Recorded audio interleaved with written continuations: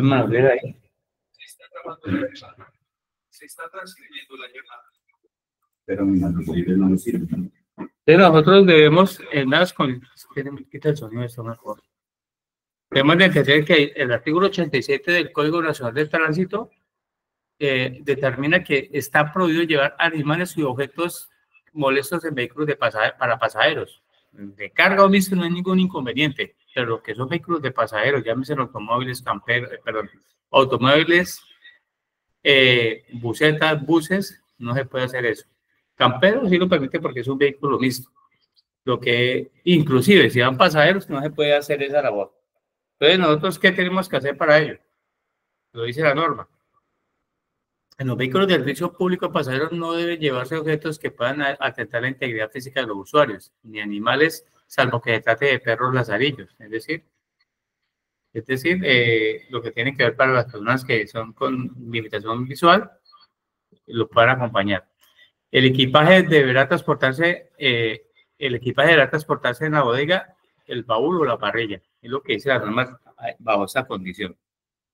Pero también tenemos que, pues, hay una multa que fue modificada según la ley 383 del 2010 y debe entenderse que esa infracción generará la imposición de una multa de acuerdo a la infracción que se está definiendo.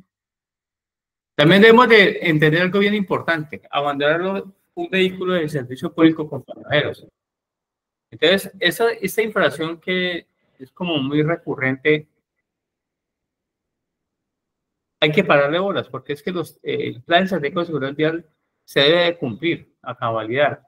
Y ustedes como peritos deben de siempre enfocar su esfuerzo para ver si este tipo de situaciones que se generan por violación a las normas de tránsito tienen o han traído consecuencias para producir un accidente de tránsito o un siniestro vial, ¿sí? Entonces, si el conductor le da por bajarse del vehículo, abandonando el vehículo y lógicamente a las personas que van con él, pues pueden generar un contratiempo, ¿sí? ¿Y cuántas veces hemos visto, en especial a los taxis que dejan los carros ahí abandonados por una inercia, alguna situación, se quedan parqueados en una zona prohibida, en una vía arteria, en una vía autopista, provoca un accidente? Pues esas son de las cosas que ustedes tienen que entrar a trabajar bajo ese proceso, bajo esas condiciones que cita el artículo 55, 85 y 131 del Código Nacional de Tránsito, ¿sí?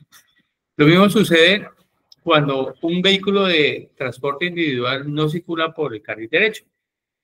Yo no me explico, y he vivido situaciones de muchos conductores que circulan por la izquierda y le sacan la mano y automáticamente pasan del carril izquierdo, pasan al central y luego al derecho sin ni siquiera colocar una señal de advertencia que indique que debe hacerlo. ¿Será que esa infracción provoca también tal condición? ¿Ustedes qué dicen? Claro.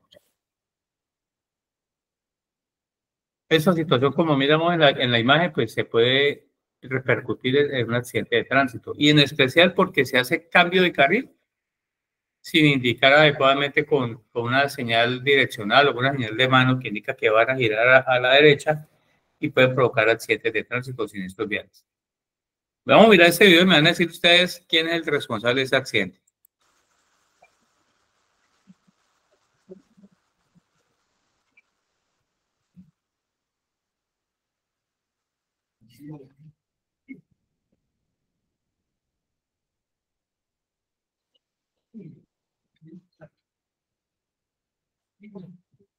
Bueno, ¿qué pasó ahí, muchachos? ¿Qué me dicen? ¿Qué me puede ayudar por esa imagen? Los señores motorizados venían haciendo maniobras altamente peligrosas, excediendo los límites de velocidad, cambiaron de carril y no se dieron cuenta que el camión ocultaba la visibilidad hacia el frente y colisionaron entre ellos. No, señor. Y adelantando por la berma y la derecha. Sí, señor. Está adelantando por la derecha y en la berma. Entonces, aquí hay dos condiciones muy particulares. ¿Sí? ¿Quién levantó la mano? ¿Tiene la palabra que levantó la mano? Bueno. Tiene dos condiciones muy particulares. La primera es que el conductor de la motocicleta va a alta velocidad. Podemos identificar, definir, aclarar o u observar o determinar que iba a alta velocidad? ¿Ustedes qué dicen? Porque es lo primero que dice la gente, no iba a alta velocidad. Ustedes pueden determinar como peritos, según el IPA que se haya elaborado, que ese señor iba a alta velocidad. No, pues ahí con eso no se podría determinar. Ya tocaría mirar a ver el resultado del accidente, el arrastre, la huella de frenado, huella de arrastre. Ya con eso tal vez podría determinar, pero ahí en el momento no, porque la cámara puede ir con la cámara que está grabando, puede ir lenta, rápida, y además los videos uno los cuadra a veces, como dice, es un elemento. No solamente, sí, hablen el que quiera hablar, por favor. Sí, o sea, como peritos sí podemos determinar si venía a alta velocidad o velocidad normal. Como peritos sí Y la podemos magnitud determinar. de la lesión la magnitud de la lesión de la persona lesionada. Ahí tenemos en la imagen que está congelada una señal de tránsito, un Bus Culver y tenemos otra señal de tránsito. Puede ser puntos de referencia que permitan identificar a qué velocidad venía el rodante. ¿Sí? No solamente la cámara, porque igual la cámara puede se puede a través de unos cálculos hacer ese tipo de mediciones.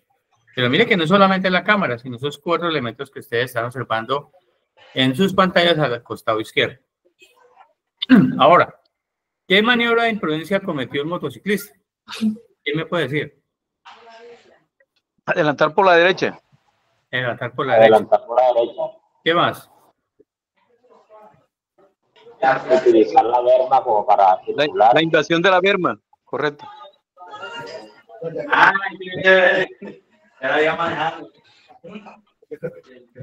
Ahí vamos a ver otra vez. Aquí estamos viendo que no está usando el carril como le corresponda, pero el ciclista también va por el sitio equivocado, porque la berma no está diseñada para el tránsito de ciclistas. Él debe ocupar su espacio dentro del carril. ¿Sí? Si bien es cierto, él no fue el responsable del accidente, sí participó de él y le fue muy mal en esa condición. Entonces, ahí hay lo que hablamos en las primeras infracciones que encontramos en el Código de Tránsito, que utiliza sitios prohibidos para circular. Las bermas no son vías autorizadas, no son parte de la vía autorizada para los ciclistas para que circulen. Y ese es el común denominador que existe en todas las vías nacionales. ¿Sí se ha detectado eso o no ha detectado eso, amigos? Claro que sí. Entonces, vuelvo y les digo, miren la interacción que hay. Y con ese antecedente que genera de 2 actores vulnerables, como son los ciclistas, los motociclistas y lógicamente los peatones, vamos a hablar de un tema bien importante. ¿Cuáles son las obligaciones de las autoridades? Para que ustedes lo tengan presente como peritos y puedan identificar esa condición si está cumpliendo o no la norma. Entonces, las autoridades de tránsito, según el artículo 3 y 7 del Código de Tránsito, que lo tengan muy presente, que lo registren, porque son de las 2 cosas más importantes que tiene el Código. Las autoridades de tránsito tienen obligaciones cruciales en la implementación y seguimiento de la política pública de seguridad vial. Porque recuerden que el país funciona por una política pública de seguridad vial. No funciona solamente porque quiera imponer algo, sino existe una política a nivel nacional que cumple líneas directas de la política mundial de seguridad vial que propone y establece Naciones Unidas y que cada departamento y cada municipio tienen que aplicarlas a través de las directrices que da la Agencia Nacional de Seguridad Vial. Entonces, dentro de esas obligaciones que tiene está la responsabilidad de abarcar dentro de sus procesos de planificación y ejecución los programas para supervisión y evaluación de resultados. O sea, si nosotros empezamos a comparar año por año desde los últimos 10 años que era la política de seguridad vial del país, ¿se pudo cumplir o no se pudo cumplir? ¿Ustedes qué dicen? No se pudo cumplir. No se pudo cumplir porque la meta del decenio era bajar el 50% de los muertos en Colombia o en cada país miembro de Naciones Unidas. Y resulta que Colombia en vez de bajar subió. ¿Sí? Indistintamente que tengamos más carros, indistintamente que haya más ciclistas, más peatones, más motociclistas, la política se rajó a nivel a nivel Colombia. Entonces nosotros debemos ser consecuentes de que hay una misionalidad y unas capacidades, hay unas actividades de prevención en siniestros viales, hay unos aspectos considerativos que se deben de aplicar para funcionar la política, pero eso realmente no se está haciendo. ¿Por qué no se hace, amigos? Cuéntenme por qué no se está haciendo esa labor. ¿Por qué creen ustedes?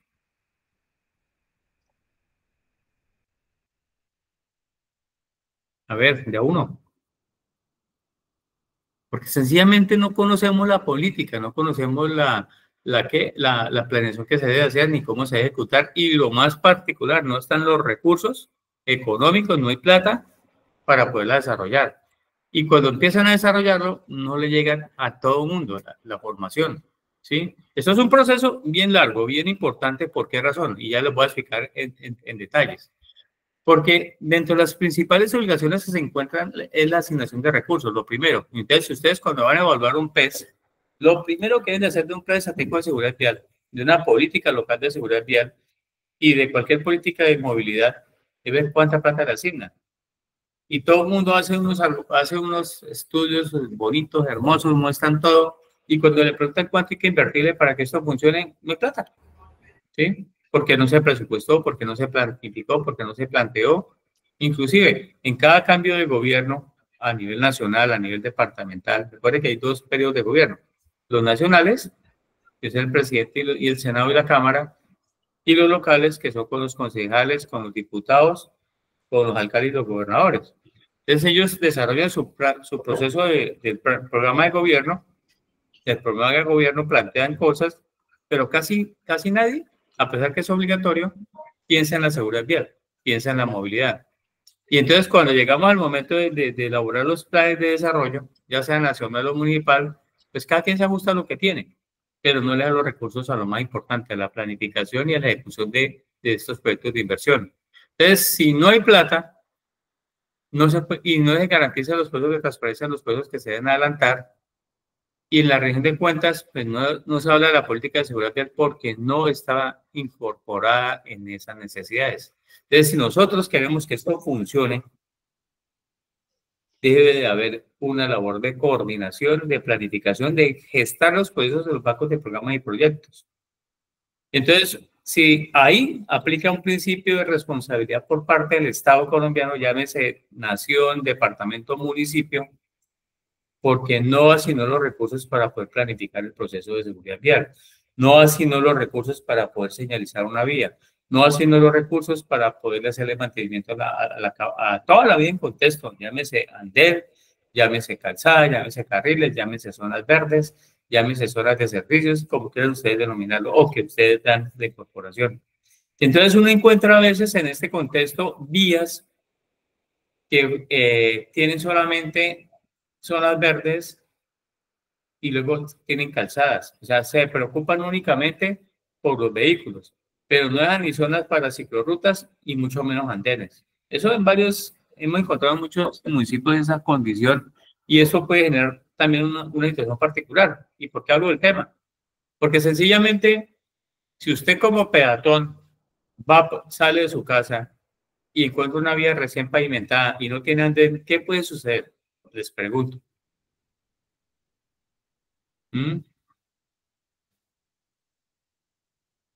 A ver, ¿quién me contesta, por favor? Fácil, siempre coge la pavimentada para estrenar. La calzada para estrenar, correcto. ¿Cómo dice la pavimentada? Bueno el término, gracias por recordarme esa definición. Y no es la pavimentada, es la calzada. Entonces, ¿el peatón qué le toca hacer? Bajarse a la calzada para poder circular, porque si no hay andén, pues le toca usar algún sitio. O en el peor de los casos, existiendo andén, el peatón no puede circular por el andén porque está invadido. ¿Invadido de qué? De materiales de construcción, de materiales de comercio, de materas, de sillas, bueno, lo que ustedes se puedan imaginar. ¿Qué le toca hacer al peatón? Tirarse al piso, bajarse a la calzada. Y viene una moto, viene un automóvil, viene un campero, un camión, ¿y qué pasa con el peatón? Posiblemente lo golpea, lo tumba, lo hiere o lo mata, ¿sí? Entonces, al suceder esa serie de eventos que se dan mucho, porque recuerden que las principales víctimas de accidentes de tránsito y siniestros viales, ¿quiénes son? Peatones, ciclistas y motociclistas. ¿Y por qué ellos son los más vulnerables? Primero, porque son los que más utilizan la vía para circular. Y lo segundo, porque son los que menos protección tienen al momento de de cualquier interacción de un accidente de tránsito o un siniestro vial. Entonces nosotros debemos de entender de que cuando se va a planificar la construcción de una vía, la obligación de las autoridades es garantizar la seguridad de todos, ¿sí? Pero nos acordamos siempre como buenos colombianos en arreglar la vía para los carros y desconocer la obligación que tenemos de mantenerla para las personas.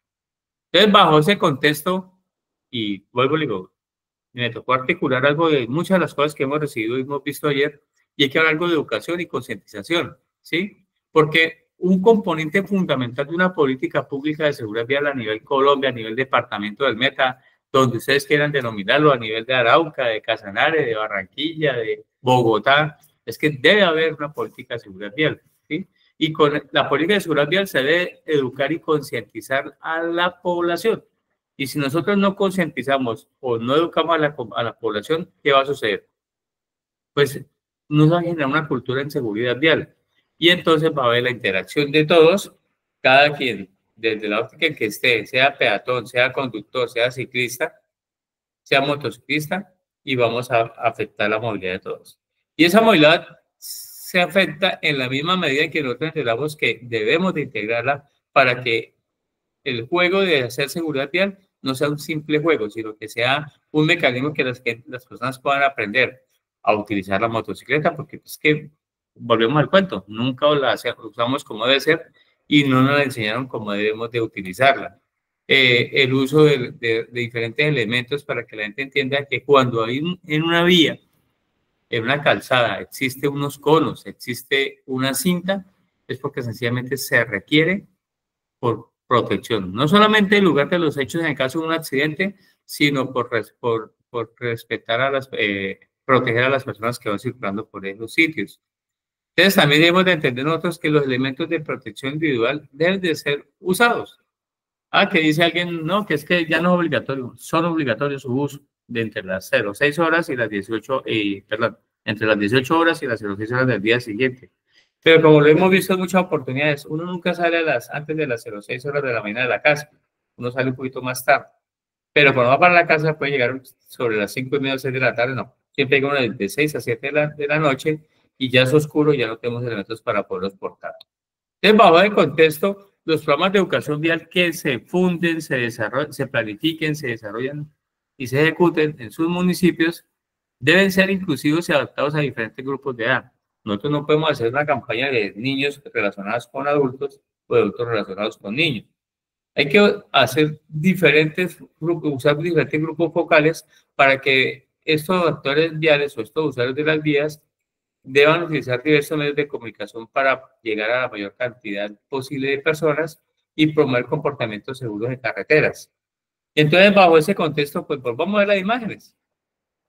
Estos procesos de cultura ciudadana deben de desarrollarse de manera interactiva, pero por diferentes grupos focales. Usted no puede dar la misma orientación a unos niños que a unos adolescentes, que a unos conductores de motocicleta, que a unos conductores de tractocamiones, vehículos articulados o autoridades. Cada nivel de formación debe generarse. Entonces, si nosotros como peritos en tránsito estamos en ese proceso y encontramos que la persona que falleció en el sitio, en el lugar de los hechos, o en el hospital, o en el centro de atención médico, hay que tratar de averiguar cuál fue su proceso de formación que tuvo, si hubo o no hubo, ¿sí? Entonces, bajo ese contexto, ¿ustedes conocen las normas de competencia para la movilidad segura? ¿Sí? ¿Saben cuál es la funcionalidad de la educación escolar? ¿Cuál es la funcionalidad de las campañas mediáticas? ¿Cómo se pueden desarrollar talleres comunitarios? ¿Cómo se pueden trabajar procesos de formación especializada en el tema? ¿Sí? Entonces, bajo ese contexto, ¿alguien me puede decir qué significan las normas de qué? De implementación y seguimiento para poder lograr que las personas cumplan con el contexto que se debe trabajar, que puedan contextualizar los enfoques de tal forma que se pueda lograr que la política se aplique Porque es que no es la política del senador, del representante de la Cámara, del concejal, del diputado, del alcalde, del gobernador, no, eso no, nada de eso tiene que ver con este cuento. Aquí tenemos que dar una política que le llegue de manera integral a todos, ¿sí? Que se pueda trabajar en ese contexto de forma articulada, que logremos llevar una ruta que nos permita decir qué se puede hacer o qué no se puede hacer en materia de seguridad vial, que se pueda monitorear en el tiempo toda esa política. Yo les cuento a ustedes, ustedes han sido parte de procesos de encuestas, de valoración de los resultados de seguridad vial. ¿Los conocen? ¿Saben cómo funcionan? ¿Ustedes qué dicen? Ya uno. A ver, ¿quién se arriesga a decir, yo que ustedes están acá en compartiendo espacio con otros porque ustedes tienen interés, ganas y buscar la forma de generar mayor conocimiento? No, no he tenido esa oportunidad. Señor, feliz. No he tenido esa oportunidad de participar en encuestas para la seguridad vial. Eso, seamos sinceros porque es que construir este proceso indica que nosotros debemos de trabajar con planificación estratégica, desarrollando planes detallados para la implementación de la política, estableciendo objetivos claros y medibles, porque es que todo es medible. Por ejemplo, este curso arrancó con 40 personas y todos los días ha mantenido un récord de 28, 32, de 32 a 35 personas desistentes. Pero a las 7 de la noche, antes de las 7 de la noche siempre es 20. ¿O ya qué horas son? ¿Qué tiene horas? 7:03. Ya son las 7:03 y hoy solamente están conectados 24 personas. ¿Sí? O sea, el viernes, es hoy el día de la Purrusca, la Barranca y Chalas Frías. ¿Quién va a ponerse a escuchar aquí a los de estudiantes? ¿Para qué? Dijo alguien en algún momento. Y todos haciendo el ejercicio que más hacemos los colombianos. Voltear el codo. Es lo que sabemos hacer. Pero esos temas se hacen, créanme que nos tomamos la oportunidad de desarrollarlos para poderles compartir con ustedes una información que la gente de pronto ni conoce, ¿sí? Entonces, existen unos objetivos de desarrollo sostenible que también, que bueno, que eso que tiene que ver con otros, es que los objetivos de desarrollo sostenible buscan eso, lograr que se mejore la calidad de vida de los ciudadanos en el mundo, de acuerdo a esa serie de objetivos que hay ahí. Pero esos objetivos se pueden cumplir en la misma medida en que hayan recursos, en que existan y se garantice la disponibilidad de plata en los fondos y recursos necesarios para ejecutar los programas de seguridad vial. Si no hay recursos, vuelvo y les digo, perdimos el año, ¿sí? Entonces, ustedes deben desde sus empresas, porque supongo que todos trabajan en alguna empresa pública, y si no trabajan en empresa pública, en alguna privada, y si no son independientes, lo primero que yo tengo que hacer es, mierda, y me detiene esta vaina, y ¿cómo hago para poder trabajar? Tengo que capacitarme, debo tener equipos, debo tener elementos de medición, debo conectarme a internet un buen tiempo para aprender, debo leer. Todo eso hay que presupuestarlo, señores. ¿Para qué? Para poder lograr hacer lo que dice el punto 3. Coordinar las actividades para poder ofrecer mi servicio. ¿Alguna vez de pronto se han puesto a pensar ustedes que para ser peritos primero tengo que hacerme conocer? ¿Y cómo me hago yo conocer en el mundo del peritado? Primero, que la gente sepa que hay una trayectoria en mi hoja de vida. Yo, por ejemplo, lo digo. Llevo 34 años trabajando en este cuento, he participado como en 20 juicios, que ese es el gran detonante que tienen estos procesos. Muchos de los que estamos acá hemos levantado accidentes de tránsito, pero ¿cuántas de esas personas han participado en un juicio oral? Levanten la mano de los asistentes, ¿cuántos? O pongan ahí en el grupo, ¿cuántos han participado en un juicio oral? Uno, ¿qué más? Martín, ¿me está diciendo que usted participó o quiere hablar? No, he participado en más de 6, 7. Sí. No es fácil. Eso no es fácil, señores. No es fácil. Miren, Es fácil. En función de inspector de tránsito, lo que me toca hacer las funciones de agente, me toca hacer levantamiento. Pero obviamente, como perito debe ser más difícil porque es que ya el perito es investigador, le toca investigar, al funcionario de tránsito te toca recoger la información y ponerla a disposición, obviamente. Y la cosa dura es sustentarla delante de un perito y delante de 2, 3 abogados, peleándose quién va a ganar, quién va a coronar la plata del proceso. del seguro de responsabilidad civil. Sí. Es duro, Entonces, no es fácil. Mire, yo les voy a poner un ejemplo para que entiendan lo importante que es esto que estamos haciendo acá. Cuando yo trabajaba en tránsito hasta el año 97, me pagaban como 800.000 pesos de sueldo, siendo profesional, teniendo el cargo de coordinador de seguridad vial, como personal universitario. Y por cosas de la vida me llamaron a dictar una charla en seguridad vial. Y yo le decía al señor, pues me preguntaba, ¿cuánto va a cobrar? Y yo, no, yo me gano aquí 700.000, pues ¿usted cuánto me va a pagar? Me dijo, uy, no, eso está muy caro, no, pues yo me gano eso. Volví y me buscó como a los 15 días y me decía, ¿cuánto me va a cobrar por la capacitación? Y no, pues yo me gano 700.000 pesos. A cualquier te doy pocas palabras. Me dijo, listo, yo le pago eso, yo le doy a usted el refrigerio, la alimentación, el hospedaje, el transporte, y va a invitar la charla. Me dijo, ¿en qué municipio es? Yo, allá, abajo del área de agua. Pero yo me gano 700.000 pesos. Y el señor, efectivamente, me llevó. Dicté mi charla, duré 3 días y me pagó los 700.000 pesos. Cuando me pagó eso, le dije, este es el negocio, no juego más. No me va a complicar la vida haciendo cosas que son más estresantes que cualquier cosa. Pero ya aprendí en ese momento a valorar mi trabajo. ¿Sí? Y lo que quiero decir con esto es que nosotros como peritos valoramos el trabajo también. Es más el esfuerzo, pero se gana mejor. Hay que darse a conocer. En el medio hay mucha gente que trabaja en eso, pero de pronto no tiene la experticia necesaria. Pero en el medio también hay mucha gente que quiere aprender eso, pero no quiere invertir tiempo. Y ese esfuerzo que ustedes están haciendo de estar un viernes escuchando aquí a este señor, son cosas que se tienen que aplicar en función a algo llamado el servicio.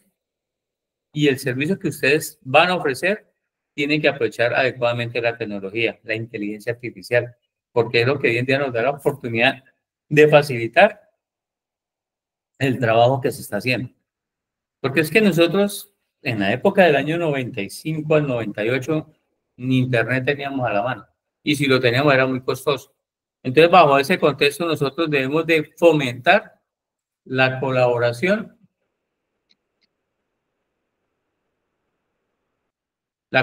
para que todas las actividades que estamos haciendo puedan ser funcionales y puedan ser trabajadas y poder lograr que se monitoreen y se evalúen adecuadamente. Pero ¿por qué volvemos a hablar del tema? Porque existe un decreto, el 1430 del 2022, que estableció el Plan Nacional de Desarrollo, el Plan Nacional de Seguridad Vial. Y la meta que fijó el gobierno nacional para ello fue reducir en 50% la muerte y lesionados en accidentes de tránsito o siniestros viales. Y se empieza a hablar de las acciones. Ya no son pilares, sino son acciones en materia de seguridad vial. Entonces, bajo ese contexto, le hago la pregunta a todos. ¿Conocemos las competencias ciudadanas que están enfocadas a seguridad vial? ¿Alguien las conoce y me las puede enunciar, por favor?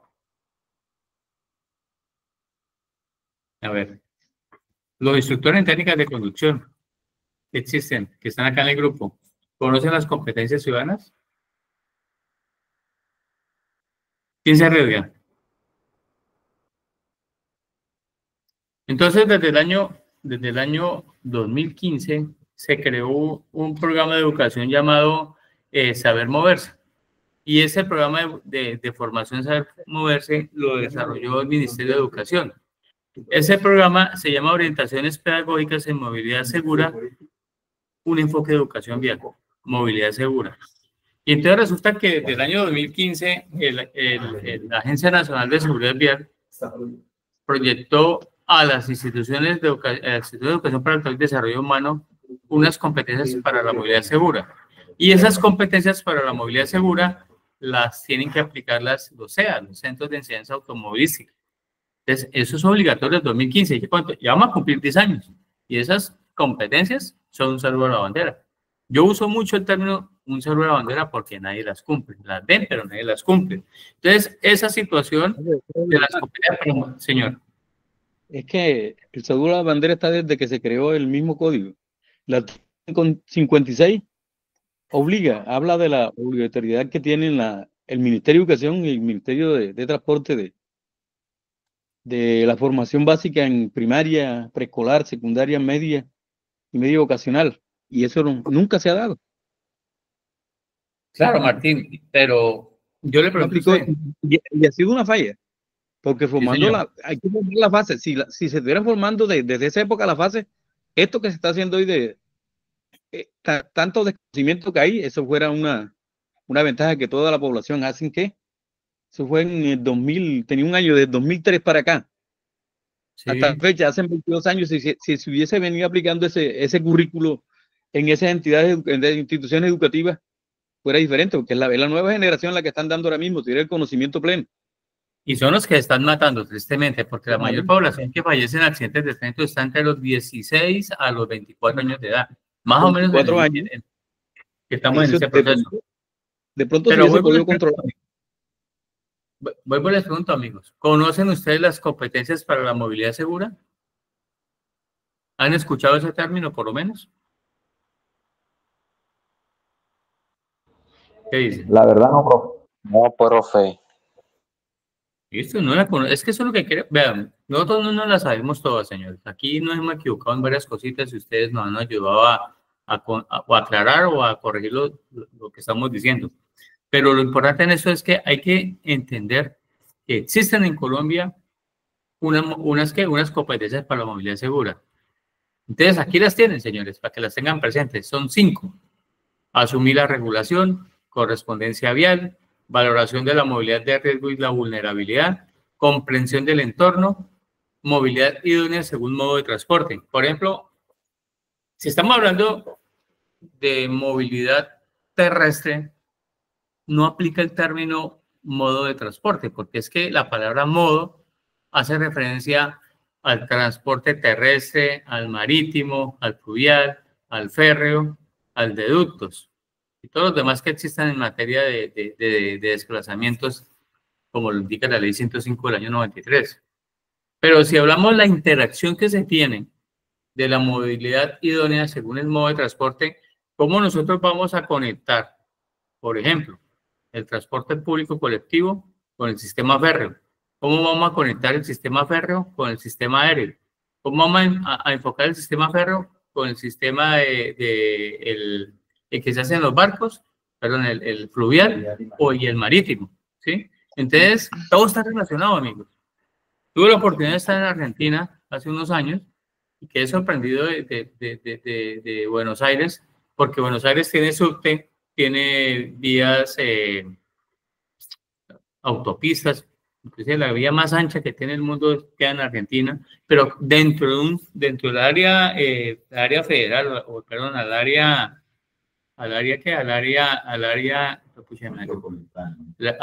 metropolitana que tiene Buenos Aires, hay un aeropuerto interno que van para operaciones con aviones pequeños, aviones de 40, 50 pasajeros hacia abajo.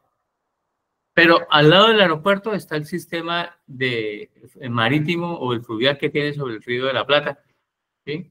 Y al lado del sistema del Río de la Plata, el sistema fluvial, tiene también la conexión entre el aeropuerto y el sistema del Río de la Plata con el sistema férreo. Y también tiene algo llamado el subte, el subterráneo, que lógicamente va por debajo de las vías terrestres. Entonces uno se pregunta cómo en su momento planificaron tantas actividades que hoy en día funcionan adecuadamente. Eso lo hicieron hace más de 40 años. Eso no lo hicieron ahorita. Pero miramos el avance que tiene el metro de Bogotá, que es la primera vez que se mira medio avance de ese metro, y cómo la ciudad está totalmente colapsada, porque de pronto el proceso de planeación de las obras, de los planes de manejo de tránsito que se hacen con ellas, no son funcionales al desarrollo de la ciudad. Y bueno, lo que está pasando en Bogotá, pero es lo mejor, cada quien tendrá su concepto. Entonces, de acuerdo a esas competencias por educación en movilidad segura que están desde el 2014 y se implementaron a partir de 2015, les pregunto a ustedes cuál será la primera que debemos aplicar acá. ¿Cuál creen ustedes, amigos?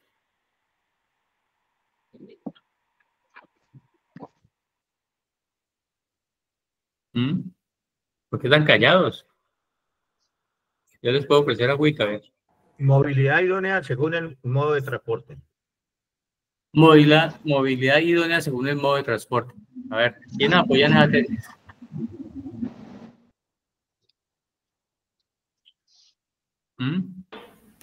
Yo diría ¿Qué que más? por responsabilidad vial. Por responsabilidad vial. ¿Quién diría otra propuesta? ¿Cuál es la primera de esas? Valoración y la movilidad de riesgo. Señor Clavijo. Bueno.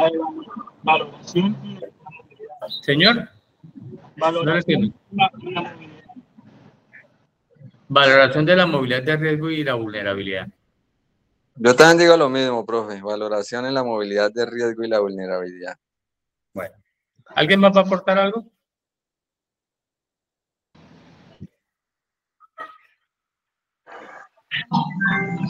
Profe, diría yo que comprensión del entorno. Comprensión del Yo entorno. también diría comprensión del entorno. Entonces, muchachos, señoras y señores, pongámosle lógica a esas 5 competencias. Entonces, dice, perdón, me la adelanto la después y vuelvo ahí.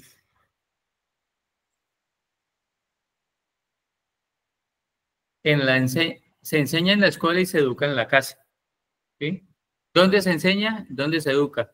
Se enseña en la escuela y se educa en la casa. Bajo ese criterio,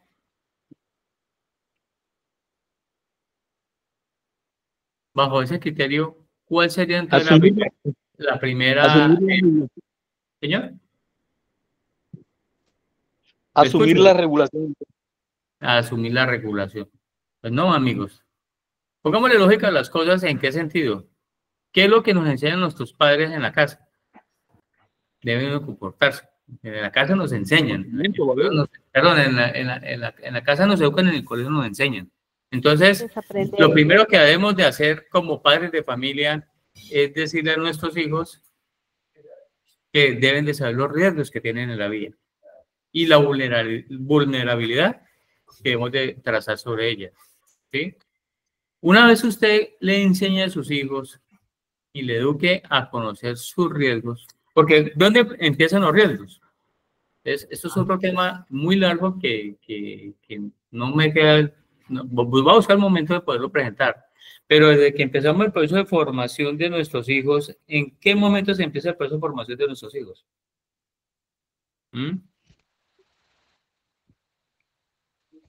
Pues si empezamos desde el proceso del vientre materno, eso ya lo había dicho qué día, pero lo voy a recordar otra vez. Empezamos con el vientre materno, donde la mamá y el papá le brindan amor al bebé que está en proceso de crecimiento, de gestación en el vientre materno. Pero si ese proceso no es bien, pues va a ser totalmente contrario. Si nosotros como padres de familia o como otros responsables tenemos mañas, esas mañas se las podemos transmitir, según Jean Piaget, al entorno del bebé. Pero aparte de eso, nosotros debemos después de eso decirle a los padres de familia cómo se debe caminar, cómo se debe gatear, cómo se debe utilizar un triciclo, cómo se debe utilizar una bicicleta desde el momento en que está en la casa. ¿Sí? Entonces, eso es la valoración de movilidad de riesgo. Ustedes le dicen, ustedes no es que van a coger al bebé y le van a decir, venga, mijito, si usted no gatea bien, se va a golpear. ¿No? Eso es algo natural del ser humano. Porque si hablamos de seguridad, el primero que debe estar seguro ante cualquier situación, ¿quién debe ser? ¿Cómo? Nosotros mismos. Si yo no estoy seguro, los demás no van a estar seguros. Tengan presente eso. Ahí no es que hable el primero yo, segundo yo, tercero yo, no. Si yo no estoy seguro de lo que estoy haciendo, ¿cómo voy a generar de seguridad a los demás? Entonces, ustedes tienen que empezar a explicarle a los niños cómo es el riesgo que se tiene al movilizarse. Si usted está empezando a gatear y uno mira que el bebé está gateando, el bebé va a recoger todo lo que encuentre en el piso. O va a apoyarse sobre una mesa de centro, o va a tumbar las cosas que estén en la mesa de centro. Y entonces ahí se empiezan a generar riesgos y la vulnerabilidad que esos riesgos pueden provocar. Que después de que ya el bebé empieza a hacerlo, pasa el gateo, ¿sí? Y el gateo pasa a caminar los primeros pasitos, ¿qué va a buscar para apoyarse? La pared. ¿Qué va a buscar para poder caminar de manera segura? La mesa de centro. Pero como nosotros hacemos cosas de partir, de dañar en la mesa de centro, ¿nosotros qué vamos a hacer en ese momento? Pues vamos a retirar la mesa de centro, la vamos a poner a un lado y le vamos a abrir el camino a los menores para que empiecen a caminar por donde van a empezar a caminar ellos, si le quitamos todos los obstáculos que hay en la casa. ¿Mm? Por toda la casa. Por toda la casa. Entonces, mire que el principal, el componente más importante de la seguridad vial, que es de transitar por la derecha, lo quitamos nosotros como padres de familia. Porque el menor de edad empieza a caminar apoyado sobre su mano derecha, su mano izquierda, dependiendo cuál es la que utilice. Pero cuando lo está haciendo sobre la pared. Siempre, sea de un sentido o de otro, lo está haciendo apoyado en la pared, que puede estar a su derecha o a su izquierda, pero siempre en el sentido que lo estén viendo. Y cuando nosotros quitamos la mesa del centro, empezamos a ver que el niño camina, para, se sienta, gatea, se para y empieza a moverse por donde él quiere. Y ese error que cometemos todos los padres de familia, hacemos de que cuando el niño ya tenga una mayor edad, si está en el colegio, circule por la izquierda, circule por el centro, circule por donde le da la gana y no por la derecha como debe ser en las actuaciones de los seres humanos. Porque si estaba en una escalera, los ve uno bajándose, subiéndose por el lado contrario donde debe circular. Entonces nosotros ese sentido lo hemos perdido. Pero, y así vamos consecuentemente en su crecimiento. Ahora viene el segundo punto. ¿Cuál va a ser? La comprensión del entorno. Si nosotros no le enseñamos a ese bebé en qué área le corresponde cada cosa, vamos a tener otros inconvenientes. ¿Y cuáles son los inconvenientes que vamos a tener? Como no hay parques limpios o los parques están llenos de vendedores o cosas que no deben de hacer ahí en los mismos, entonces nosotros sacamos al niño en el triciclo. Y el niño en el triciclo empieza a andar por donde quiera. Y ya habíamos visto una infracción, que los ciclistas no pueden circular por los andenes. O como en el video que acabamos de ver, el ciclista no debe circular por la terma. Entonces, al no hacerles claros a los niños esa comprensión del entorno, pues ellos van a empezar a andar por donde les la gana. Y cuando ya esté grande, va a generar mayor riesgo y vulnerabilidad al momento de circular en el andén, en la ciclorruta o en la calzada. Si no conoce cuál es el sitio que le corresponde. ¿Sí o no? ¿Ustedes qué dicen? ¿Es desenfocado lo que les estoy diciendo o es la verdad? Es la verdad, bro. Bueno, entonces viene... El ejemplo de quien ganó el Tour de France, Por ejemplo, Edgar Bernal, lo está diciendo aquí un compañero. Edgar Bernal estaba haciendo ¿qué? Un muchacho muy rápido en la bicicleta. Tan rápido que se estrelló y gracias a Dios no se mató. ¿Sí? Ganó el Tour de Francia, ganó la vuelta, el Giro de Italia. Pero, ¿en un error de quién? De la buceta, creo que fue una buceta. Pero él le pegó a la buceta por detrás y él iba totalmente metido entre su cabeza y la dirección de la bicicleta y se estrelló, ¿sí? Y así ha pasado con muchos ciclistas. Eso es lo que más sucede en la muerte de los ciclistas, porque nosotros nos consideramos que somos seguros porque estamos transitando bien, porque tenemos a alguien que nos acompañe en esos ejercicios. Entonces son cosas que ya las vimos en las primeras infracciones que hemos trabajado y se encuentra con una condición. Luego viene el tercer elemento, que alguien lo decía ahí, la movilidad idónea según el modo de transporte. Si yo no valoré el riesgo ni la vulnerabilidad que tengo, no comprendí el entorno, pues no sé cómo utilizar el modo que me corresponda y si lo puedo usar o no adecuadamente. ¿Sí? Y como esos tres elementos son propios de la casa, son propios del aprendizaje en nuestras viviendas, pues no entendimos cómo asumir la regulación, cómo nos debemos de comportar ante los demás actores viales y qué comprensión tengo que hacerle a la autoridad de tránsito o asumir la regulación como dice su nombre. Y entonces cuando usted como ciudadano no entiende su competencia, no entiende qué es la corresponsabilidad vial. Porque es que el problema no solamente es del tercero, del segundo ni del primero. El problema es de que yo no me puedo integrar con las personas que están en el medio y podemos vernos afectadas. Preguntas, por favor.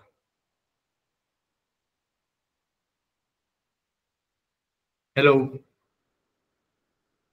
¿Pasó? ¿Están dormidos o qué? Pues aburrió la charla. Cuéntenme.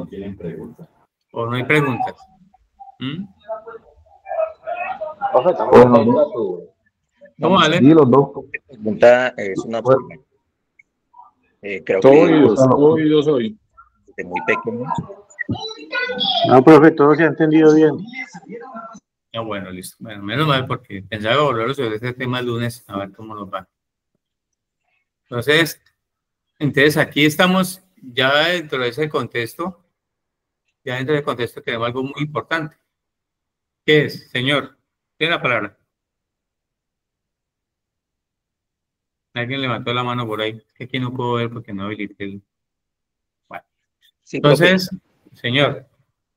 Sí, profe, que más que pues pregunta, una observación, y creo que es que nosotros formamos hábitos desde muy pequeños, pero esos hábitos no están correlacionados con la supervivencia en sociedad, sino que somos de una forma individualista que creamos esos hábitos o nos los van creando desde casa y se los estamos criando a nuestros hijos con toda esa situación que nos ha comentado. Vea, yo vuelvo al caso de lo que les comentaba, creo que fue ayer, de los pescados. Generación con generación con generación. ¿Por qué el pescado le quitan la cabeza y la cola cuando se va a fritar? ¿Por qué le quitan? ¿Por qué de la cuarta generación se le pregunta, ¿usted por qué le quita la cabeza y la cola al pescado cuando lo va a fritar? Y dice la nieta. Se lo enseñó la abuela. Bueno, eso ya lo hemos tocado de tema, ¿cierto? Sí. Entonces eso es lo que pasa con otros. Resulta que la ley 1503 del 2011, ley de seguridad vial, establece que la dinámica principal de esa ley es que generar hábitos, comportamientos y conductas seguras en la vía. Eso es lo que dice la ley. Pero nosotros hacemos todo lo contrario. ¿Sí? Todo es todo lo contrario. Entonces, lo que tenemos que es retomar esa ley 1503 del 2011, que ya va a cumplir 14 años, y aplicarla, haciendo comprensión del sistema, del sentido de la norma, señalizando espacios públicos y accesibilidad para el espacio público, modos que existan para transitar por zonas y rutas seguras que sean apropiadas para lo que estamos haciendo, ser corresponsable en la movilidad segura y cooperadora con los demás, porque es que aquí nosotros perdimos. Si lográramos implementar la cátedra de Caraño nuevamente, seríamos el país más fabuloso del mundo. Que aquí nosotros nos damos la pela de hacer un cierre de vía sin importar si a mí me gusta o no me gusta, ¿sí? Para la actividad que sea. O cerramos una vía 3, 4 días sin saber a quién vamos a perjudicar. O si cerramos una vía 15, 20 días, como pasa en ciertas ciudades de Colombia, está muy de moda. Y ¿será que es que a mí eso me sirve o no me sirve? Es la pregunta que todo el mundo se hace. O ahora nos inventamos un bloqueo por todo y no sabemos cuántas personas estamos afectando. Entonces, todas esas valoraciones que se dan en la vida diaria hacen que la competencia para la movilidad segura no se apliquen adecuadamente, ¿sí? Y traigan consecuencias en los riesgos sobre los propios él, sobre el otro o las demás personas que nos protegen. Entonces, nosotros debemos de tener claridad en eso. ¿Por qué razón? Porque si entramos a ver el tema de las señales de tránsito como tal, las señales verticales, las señales horizontales, pues todo el mundo habla. Es que se partió en prohibido, pero en la inercia que se tiene, siempre encontramos que la gente confunde lo permitido con lo prohibido. Entonces resulta que, a pesar de que existe el Código de Tránsito que fue modificado hace poco, creo que fue en agosto, en septiembre del año pasado, a pesar de que esta señal que ustedes ven ahí sigue vigente, la gente no la aplica, no la acata. Llámese para prohibido recoger y dar pasajeros, llámese para carga y descargue, para el parqueo, para el prohibido parquear. Para hablar de términos generales, Y a pesar de que está esta señal, este mal comportamiento, y está articulado con el artículo 55, 76, 78 y 131 del Código Nacional de Tránsito, los conductores de manera general no entienden la aplicación de esa norma. ¿Sí? Y entonces uno mira conductores dejando su vehículo parqueado a la derecha o a la izquierda en doble fila y bloqueando los demás conductores. ¿Y qué hacemos ante eso? Y dice 5 minutos. Hay áreas de zonas de carga y descarga que están reglamentadas en cada ciudad, pero nosotros no la entendemos. O utilizamos los andenes para un efecto totalmente diferente. Entonces, esta señal, que es la infracción B19, que significa realizar el carga o descarga de un vehículo en sitios y horas prohibidas, es una de las más comunes que tenemos. Entonces, ¿será que esta infracción puede generar un accidente de tránsito o un siniestro vial? ¿Ustedes qué dicen?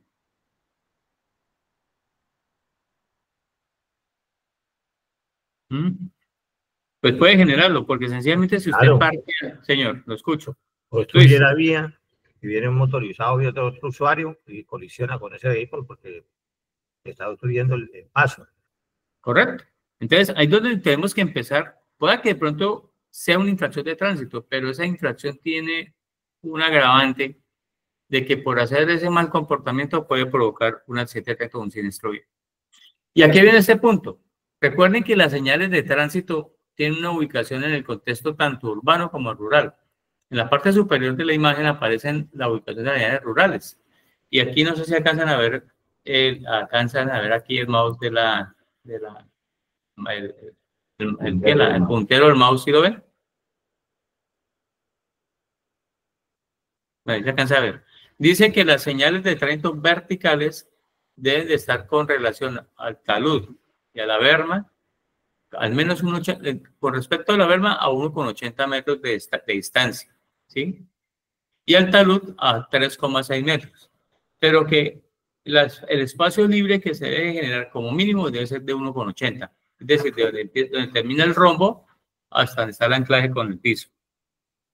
Y hemos encontrado en nuestro medio de que hay señales de tránsito en el área urbana y en el área rural que están a menos, y vea que en el área urbana es más alto, tiene un espacio más alto de 2 metros, con relación de donde está el ángulo o de la señal o el vértice y con relación a donde está la cimentación o el piso. Entonces resulta que en el área urbana es 2 metros, en el área rural de 1,80, y vemos señales instaladas a 1,60 de altura. Yo sé que somos bajitos, pero no hasta ese punto, ¿sí? Pero entonces, ¿qué pasa si una señal de tránsito está instalada a 1,60 y no a los 2 metros de altura? ¿Qué puede pasar ahí? Pues posiblemente un accidente. Sí, señor, se pueden golpear y de pronto de ese golpeo se puede el señor lastimar la frente o la cabeza, puede perder el sentido, se puede caer y puede pasar un carro y atropellarlo. ¿Sí? Mire que la interacción inicial no es un accidente de tránsito, pero terminó como accidente de tránsito.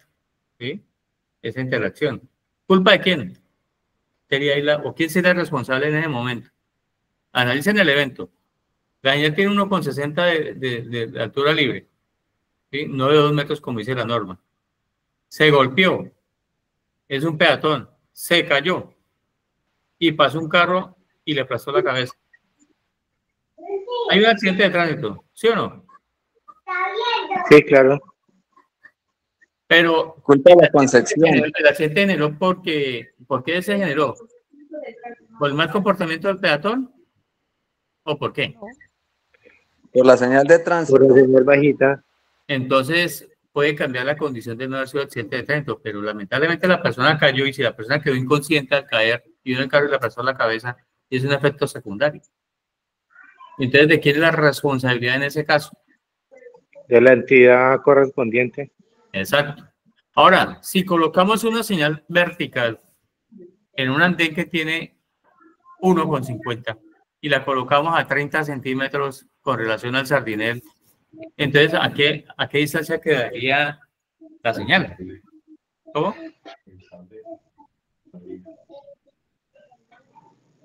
Miren 1.80. la imagen inferior. 1.80. ¿Cómo? Miren esa imagen. 1.80. ¿Cómo, perdón? 1.80. No, miremos la imagen. Aquí estoy señalando con el puntero. En el urbano, en la parte inferior. Y resulta que la señal, dice la norma que debe quedar libre con relación, el vértice que tenga la señal con relación al sardinel a 30 centímetros.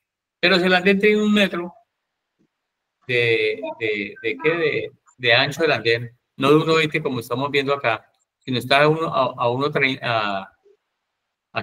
1 metro, y colocamos la señal y respetamos el espacio que debe tener de la distancia que hay con relación al vértice, al sardinel, debe ser mínimo de 30 centímetros. Entonces, la señal, ¿a qué distancia está quedando con relación al sardinel? Si es una señal de 60 centímetros para áreas urbanas. A 90. A 90. Es decir, que estamos bloqueando totalmente el andén. Y viene una persona en silla de ruedas, una persona con discapacidad, o una persona en muletas, o una persona con un bastón, o una persona con una limitación visual. En el caso de la persona en silla de ruedas, ¿qué tiene que hacer? Bajarse de la calzada, porque no puede pasar. Y viene un carro y lo coge. ¿Hay un accidente de tránsito? Claro. Porque hay un vehículo en movimiento. Exacto, porque hay un vehículo en movimiento. Pero mire, una mala señalización, el resultado que puede generar. O lo más evidente que tenemos en las vías, de que dice todo el mundo, no, es que la vía es de doble sentido, doble vía. Y les pregunto a ustedes, ¿cómo se identifica si una vía es doble vía o no? Por la señalización. La señalización. La señalización. Pero resulta que esa resolución que determinó el sentido de la vía dice que es de un solo sentido. Y la gente le está usando doble sentido. ¿Quién es responsable? Mejor que todas las otras licencias. ¿Y por qué? El usuario. Pero si sacan la resolución y no señalizan bien, ¿quién es el responsable? La entidad. La entidad. Entonces, mire que hay muchas infracciones de tránsito que se generan comportamientos inadecuados, pero por malos eventos de mala praxis de la entidad del Estado, se generan accidentes de tránsito. Raúl, lo escucho. Profesor, una pregunta. Cuando se menciona a la entidad correspondiente, ¿a cuál entidad nos estamos refiriendo? ¿A la del Ministerio Público o a cuál sería, profesor? Ahí puede ser. Si es una vía nacional, al Ministerio del Transporte o el INVIES, que son encargados de las vías nacionales, a través de la ANI, que son las que controlan las concesiones. A nivel departamental, si son vías secundarias, a la gobernación o al Instituto Departamental de Tránsito, o como se denomine. Y en el área urbana, al municipio.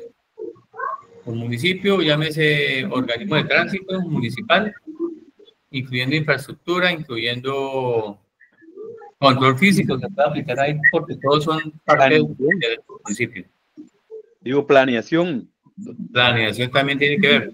Porque es que resulta que el problema que tenemos en este medio, señoras y señores, es que no se integran las entidades. Es obligatorio, en cumplimiento de disposiciones de ley, que se integre planeación, infraestructura, gobierno, movilidad, control físico, para evaluar el estado de la infraestructura de la malla vial de nuestras ciudades. Y si no hacen ese trabajo ellos, pues ellos deben de planificar su labor para evitar inconvenientes como lamentablemente suceden a diario en nuestros municipios.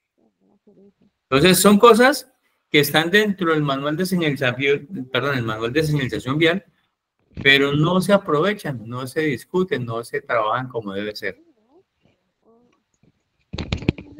¿Sabían ese tema, muchachos? ¿Conocían ese tema? Claro, profe, está excelente. Bueno. Luego hay que hablar algo bien importante de la señalización y la retroreflexión de las señales de tránsito, ¿sí?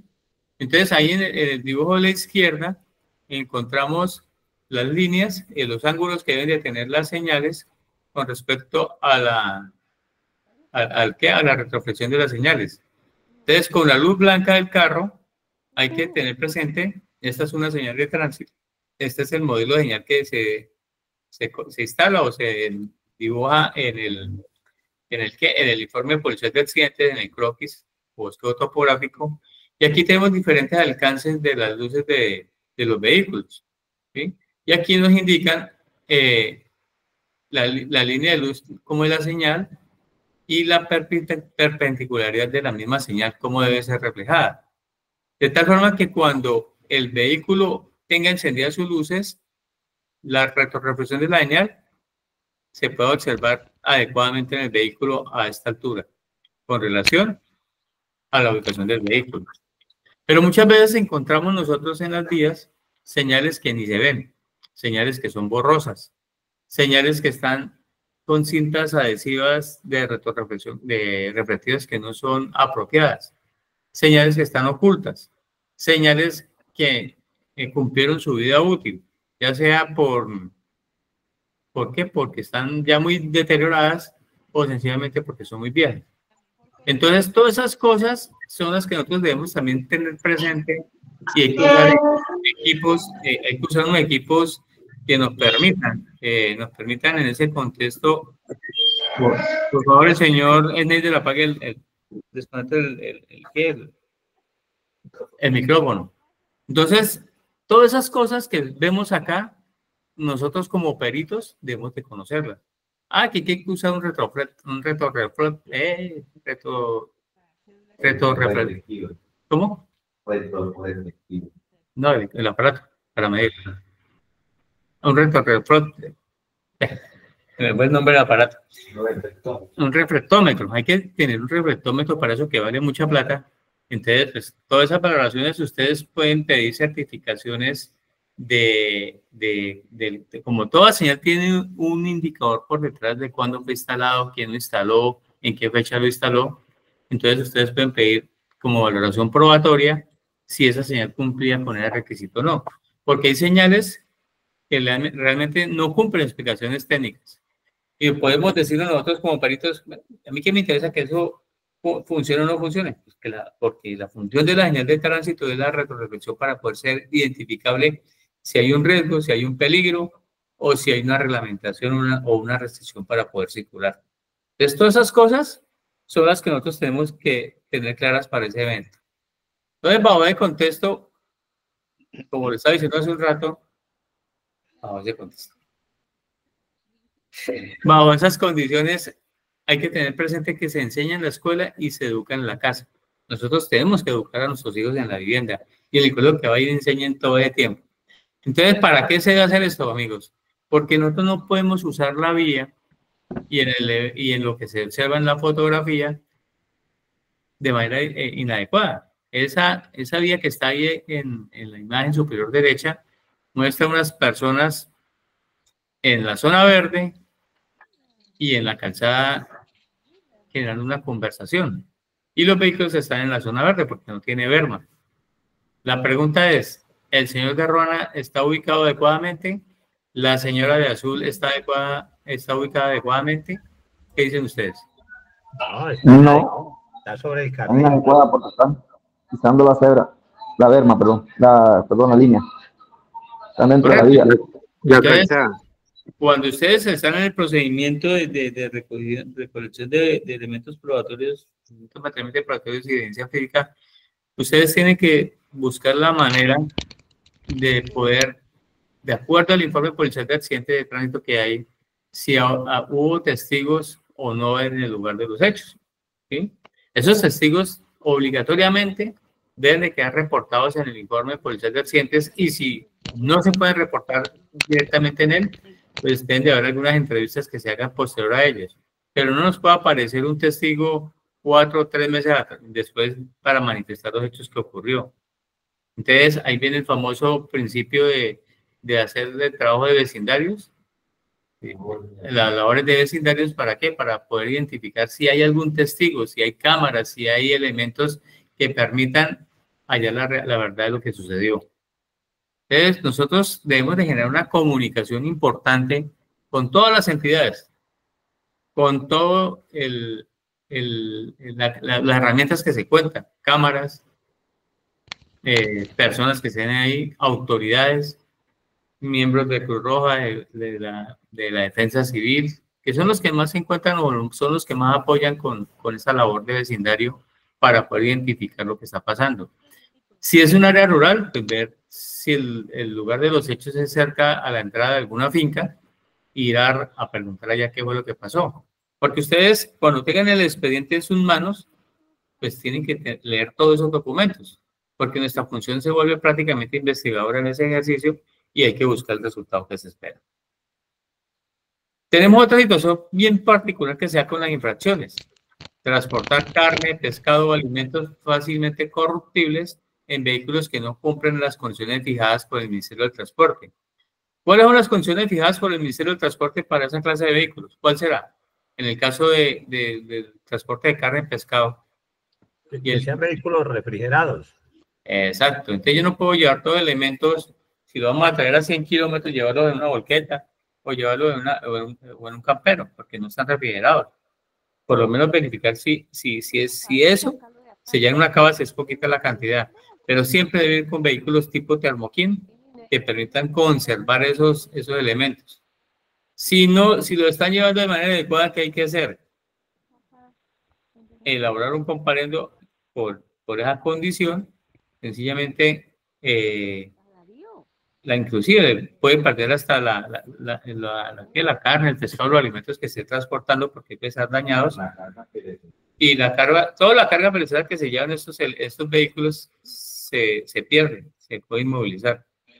Muchas veces las autoridades cogen y cambian entregan esos elementos a personas que lo necesitan a través de asociaciones, a través de los diferentes sistemas que hay para poder recoger todos los elementos y entregarlos, pero eso no se puede hacer. Eso es ilegal porque eso genera situaciones de orden penal, porque usted no puede disponer de lo que no es suyo. ¿Sí? Entonces, todas esas cosas son las, por ejemplo, notificar a la de salud, señor. Se debe notificar a la Secretaría de Salud para que ellos dispongan, ya sea para la retención y destrucción o lo que ellos dispongan. Ahora, por ejemplo, algo que de pronto no es con el tema de esa infracción, pero sí tiene que ver con los vehículos, perdón, con los semovientes que se chocan con vehículos porque se salieron del terreno, no estaban debidamente amarrados, qué sé yo, y se chocaron contra un vehículo en movimiento y fallecen en el lugar de los hechos. Esa carne no se puede disponer tampoco, y del caso le quitan donde está la marca, y esa marca hacen lo pertinente para que la persona, el propietario, tenga que responder por los daños que provocó el semoviente. No sé, ya es pasado. Me dicen que aquí que cuente lo que hice en Granada y no. Es papel, es un problema y no aguanta. Pero sí logramos establecer procedimientos para que las personas, que era muy común, es que en áreas rurales de los municipios es muy común ver vehículos que se estrellan con semovientes por la responsabilidad de los propietarios de los bovinos, de los equinos que están circulando. Entonces, todas esas cosas nosotros tenemos que empezar a entenderlas para poderlas aplicar en la parte de comportamental y cómo pueden verse, por ejemplo, el caso que les planteaba ahorita, pueden generar muertos.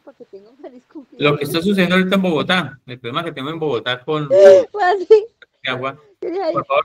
Espera que el mensaje era para, aparte de eso, pues es para desearte un feliz cumpleaños. Por favor, desconecta su micrófono. El lavar vehículos en vías públicas, en ríos, canales y quebradas es ilegal, no se puede hacer. ¿Por qué no se puede hacer? Porque eso contamina las fuentes de agua y los caños y los ríos. Entonces nosotros debemos siempre utilizar sitios que estén acondicionados para tal efecto. Además que las grasas que botan los vehículos cuando se están limpiando generan una contaminación que es irreversible hacia el medio ambiente y eso está prohibido por tal cosa. Además porque hay que contribuir con el ahorro de agua y la conservación del mismo ambiente para que no contamine una parte de los cauces de los ríos. Así como pasa en Bogotá. Señora. Profesor, ¿y qué pasa con las personas que lavan, son los que lavan los parabrisas en las vías públicas como en Villavicencio, que eso se ve que hay gente que se pone a limpiar los parabrisas a los carros en las vías públicas? Hermano, le digo la verdad o la mentira. ¿Le contesto con verdad o con mentira? Con las dos. Bueno, no pasa nada. Esa es la respuesta para ambas. Eso es ilegal, pero no pasa nada.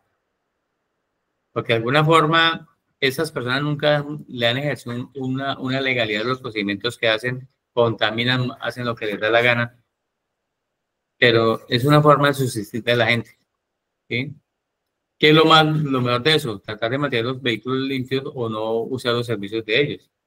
¿Sí? Porque es como las personas que están ocupando el espacio público en las vías, parquean sus vehículos y viene un tercero y cobra, cuando eso debería hacerlo directamente el municipio para generar un ingreso. Entonces, la verdad sobre eso es un problema muy viejo que tenemos en Colombia, es un problema social, y yo tengo la oportunidad de estar como en 7 países y la única parte de miramos a locuras acá en Colombia, que se permite de todo. Eso es un problema social que la verdad no se adapta a las condiciones, se incumple el artículo 55 y se va a sancionar. ¿A quién vamos a sancionar? ¿Al propietario del vehículo o el cargado del vehículo? Porque es el que no puede hacerlo. Porque muchas veces se parquea un carro en la vía pública y entonces el señor que los cuide se pone y los limpia, que tampoco es legal hacerlo porque contamina los cauces de los ríos. Son cosas que la verdad no son funcionales en ese sentido. Luego viene el problema más grave que ha tenido nuestro país, que es el transporte de menores de edad en la silla delantera. Entonces hay 2 situaciones, para vehículos de más de 2 ruedas y para motocicletas. ¿Sí? Aunque en motocicletas no hay nada arreglado sobre el tema, sí hay que entender de que si se transporta un menor de 10 años en un vehículo en la parte delantera, hay fragilidad y proclividad de los niños que puedan verse afectados en un accidente de tránsito. ¿Por qué? Porque el cinturón está diseñado para soportar cierto peso, cierto tamaño, y a veces el menor no cumple esas funciones y puede sufrir lesiones frontales, lesiones permanentes en la parte, en el pecho, la cabeza, que inclusive muchas veces se observa en vehículos que rompen hasta el parabrisas con el cráneo, con la cabeza, cuando se sufren accidentes de impactos frontales. Entonces, una de las cosas que ustedes tienen que identificar como peritos en las imágenes que detengan del accidente o el siniestro vial es eso, que la persona, si llevaba el cinturón o no llevaba el cinturón, puede quedar tenía el acompañante o el pasajero en servicio público, y qué recomendaciones tenemos que hacer nosotros, qué debemos describir en el dictamen que estamos desarrollando sobre este comportamiento. Preguntas, por favor. Omar Alejandro Buquene. Sí, señor. En cuanto a eso de los niños menores de edad en vehículos de 2 ruedas, la Alcaldía Mayor de Bogotá, bajo el decreto 035 de 2009, en el artículo 1 prohíbe rotundamente que los motociclos, motocicletas, ciclomotores, motocarros lleven acompañantes menores de 10 años o incluso mujeres en estado de embarazo. Pero es una medida local, no es nacional. ¿Y ustedes por qué creen que la pudieron adoptar de manera permanente?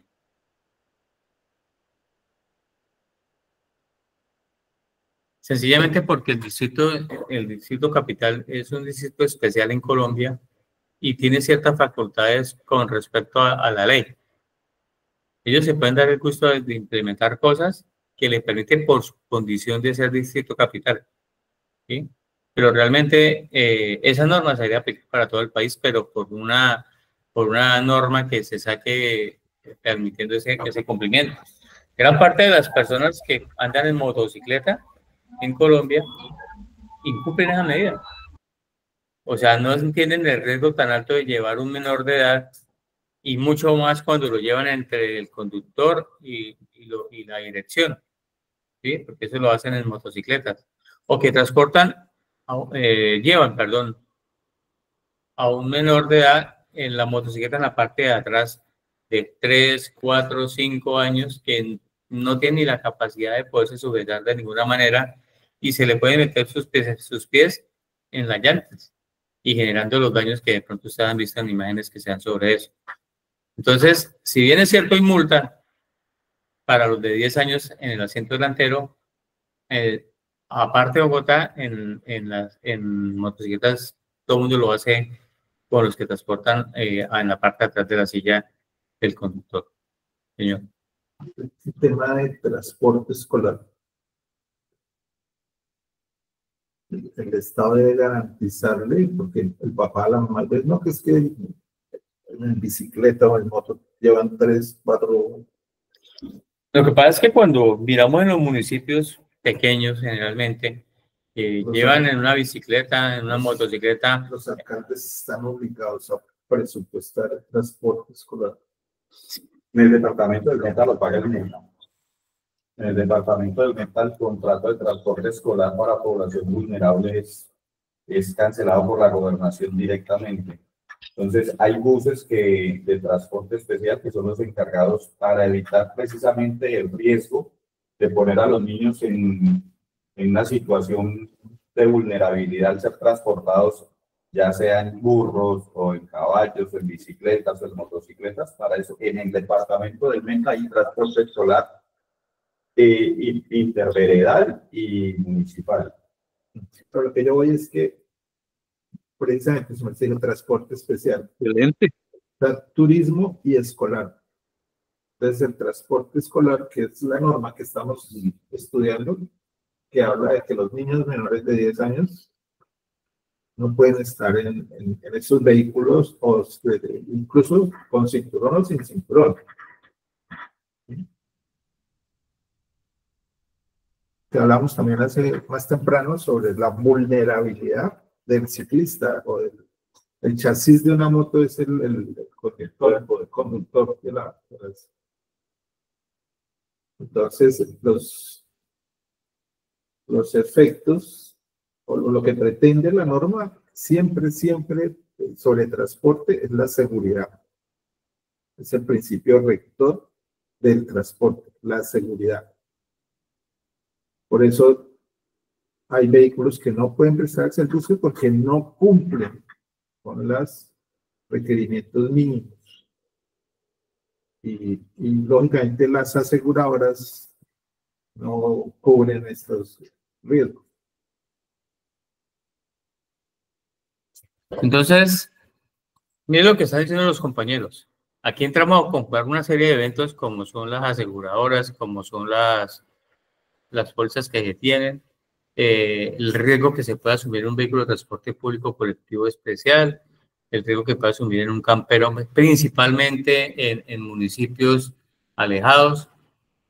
Uno observa que a veces los alcaldes, en su afán de solucionar el problema, como que a veces lo empeoran, porque habilitan vehículos, inclusive particulares, para que puedan transportar los escolares y que no tienen pólizas. Démonos cuenta que muchas veces muestran en los videos que hay en Séptimo Día casos donde un vehículo de servicio particular que fue de servicio público, que no tiene pólizas, que no tiene el SOAT, no está en buenas condiciones técnico-mecánicas, los contratan los alcaldes para poder prestar el servicio y se han generado muchos accidentes con ello. Entonces, la función de ustedes como peritos es lograr conocer la dinámica de cómo son estas situaciones que se puedan presentar, si hay incumplimiento de la norma de tránsito, si hay incumplimiento de la norma de transporte, si hay incumplimiento del plan estratégico de seguridad vial, si hay incumplimiento a las diferentes dinámicas que obligan a los peritos en conocer en detalle cuál es su actuación, señor. Es que, como se hablaba del transporte mixto, que es para carga y pasajeros, que se utiliza para transporte escolar. Nunca. ¿Lo hacen? Sí, por eso, pero no puede ser. La norma no lo establece y si no está regulado, no está permitido. Y ya el transporte escolar precisamente tiene que tener la señalización de que es transporte escolar. Sí. Entonces, de ahí, cuando vaya a haber un concepto de peritazgo, pues se tiene que tener muy en cuenta eso. El transporte mixto es de carga y pasajeros, pero no puede ser utilizado para transporte escolar. No está la norma, no está regulado. Y la norma permite transporte escolar en carros que se utilizan, porque incluso hay particulares que prestan el servicio y tienen póliza, porque de alguna manera buscan una póliza que les cubra el riesgo de transportar escolares. Entonces, mire la función de nosotros, qué tan importante es. Ya estamos hablando de otro contexto. En el caso que dice aquí el doctor Ore, que hay que identificar en qué vehículo se está prestando el servicio, si está arreglado para eso o no está arreglado para eso, y hacer en sus informes las pesquisas correspondientes. Otra infracción muy común en los famosos car audios es utilizar radios, equipos de sonido de amplificación a volúmenes que superen los decibeles máximos establecidos por autoridades ambientales. De igual forma, utilizar pantallas, proyectores de imagen o similares en la parte delantera de los vehículos mientras está en movimiento. ¿Qué pasaría si ese vehículo genera las distracciones correspondientes o provoca un accidente al momento de estar circulando? Aparte de la infracción que tiene por ese procedimiento, ¿qué otra situación se puede ver al respecto? ¿Qué dicen allá?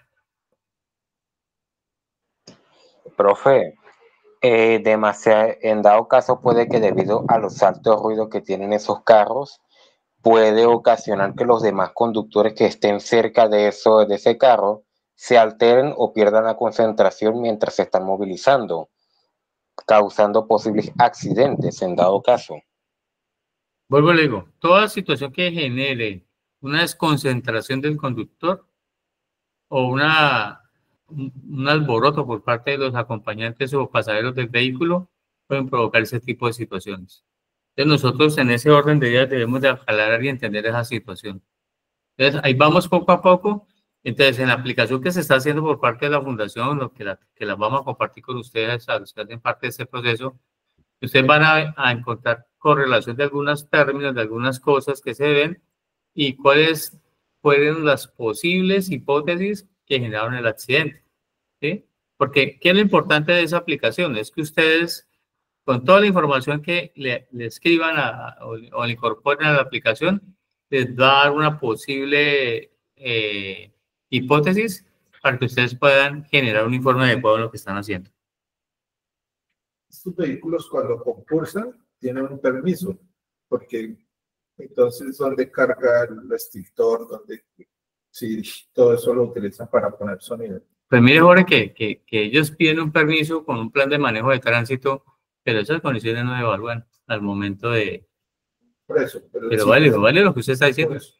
¿Sí? O con eso los que son autoridades de tránsito. Esos vehículos que por su condición están ocupando, porque esos son elementos que son movibles. Son concursos, están en ese proceso, en ese ejercicio de cargar o transportar esos parlantes y ocupan todo el espacio del vehículo, no tienen accesibilidad para poder buscar un extintor en el evento de un incendio. ¿Sí? De la compañante. Ahí ponen la planta. No, las plantas, yo tengo un carro con sonido y si por norma general, la silla del conductor y la silla del acompañante debajo queda libre para usted poner 2 extintores, porque va un extintor en cada silla y el botiquín. Pero, ¿Qué le tiene que hacer espacio usted en la parte de atrás al resto de equipo de carretera, que es la llanta de repuesto, que es así, se suspende, usted no lleva llanta de repuesto? Incumple con el equipo de prevención y seguridad. Todos los elementos de seguridad para el concurso, o sea, es transitorio, insisto. No puede ser que el vehículo funcione siempre bajo esas características. Pero digámoslo así, señores, con respecto a lo que estamos manifestando, en su car audio, el que está mostrando todas sus cosas bonitas y que hacen tanto ruido, aquí se están desprendiendo 2 cosas. La primera, una posible infracción por violar los decibeles. ¿Sí? Va lo primero porque eso es una infracción de tránsito. Contaminación auditiva. Señor, por contaminación auditiva, correcto. Supera los 80 decibeles que dice la norma. Pero aparte de eso, llega a incendiarse el carro, voy a apretar un corto eléctrico porque de pronto no tuvo los elementos eléctricos que soporten eso.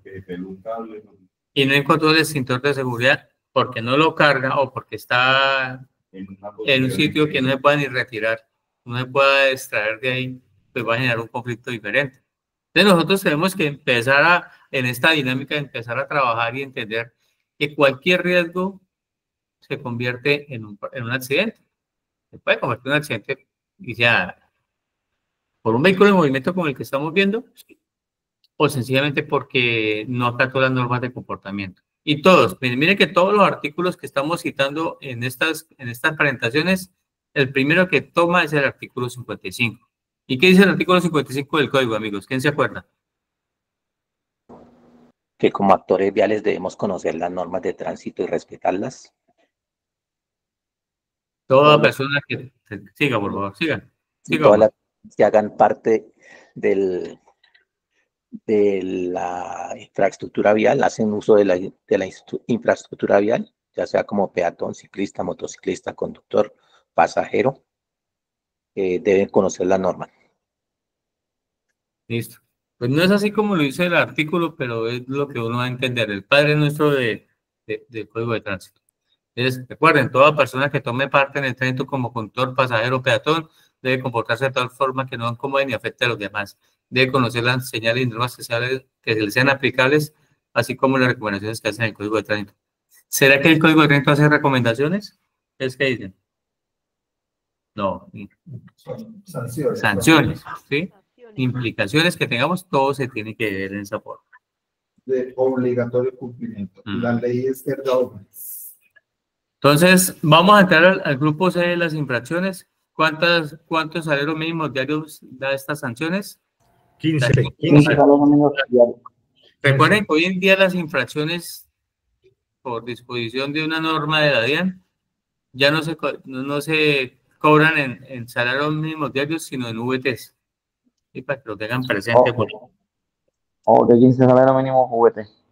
Aquí empiezan las infracciones que en su gran mayoría dan inmovilización. La ley 1383 del 2010, a raíz de la alta accidentalidad que había en Colombia, los honorables senadores del Congreso de la República pues estudiaron y propusieron esta ley que fue sancionada en el gobierno de Juan Manuel Santos, sí, creo que fue presidente de esa época, en 2010, Cabra Santos. Sí, dentro del 2010. Entonces, en agosto en adelante Santos y de agosto para atrás. No, entonces del gobierno de Uribe. Esa fue la ley 383 del 2010 fue en marzo, creo que fue sancionada. Entonces, ¿qué pasa con esta ley que sí tiene preocupado a todas las autoridades? Estos articulados de la escena adelante.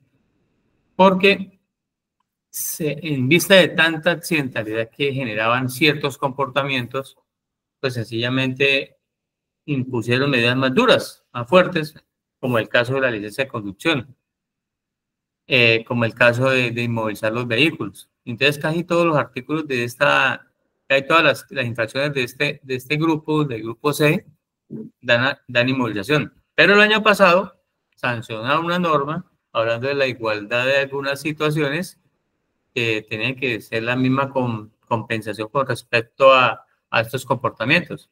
Un error graso porque ¿cómo van a decir que ya no se inmoviliza a un conductor, a una motocicleta cuando el conductor se pasa una luz en rojo? O cuando anda a alta velocidad. Esa fue dijeron que era el principio de compensación que deberían de cobrar lo mismo. Pero si vamos más allá de la disposición de ley, es increíble que siendo los motociclistas tan responsables en algunos de los casos, pues pretendan suavizarle la falta que comete con estas situaciones tan particulares. ¿Ustedes qué opinan de esa condición, de eso que se dio el año pasado con respecto a la ley? ¿Qué me puede decir?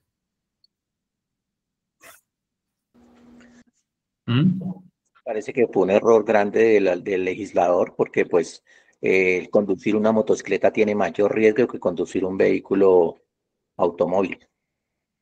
¿Qué otra cosa?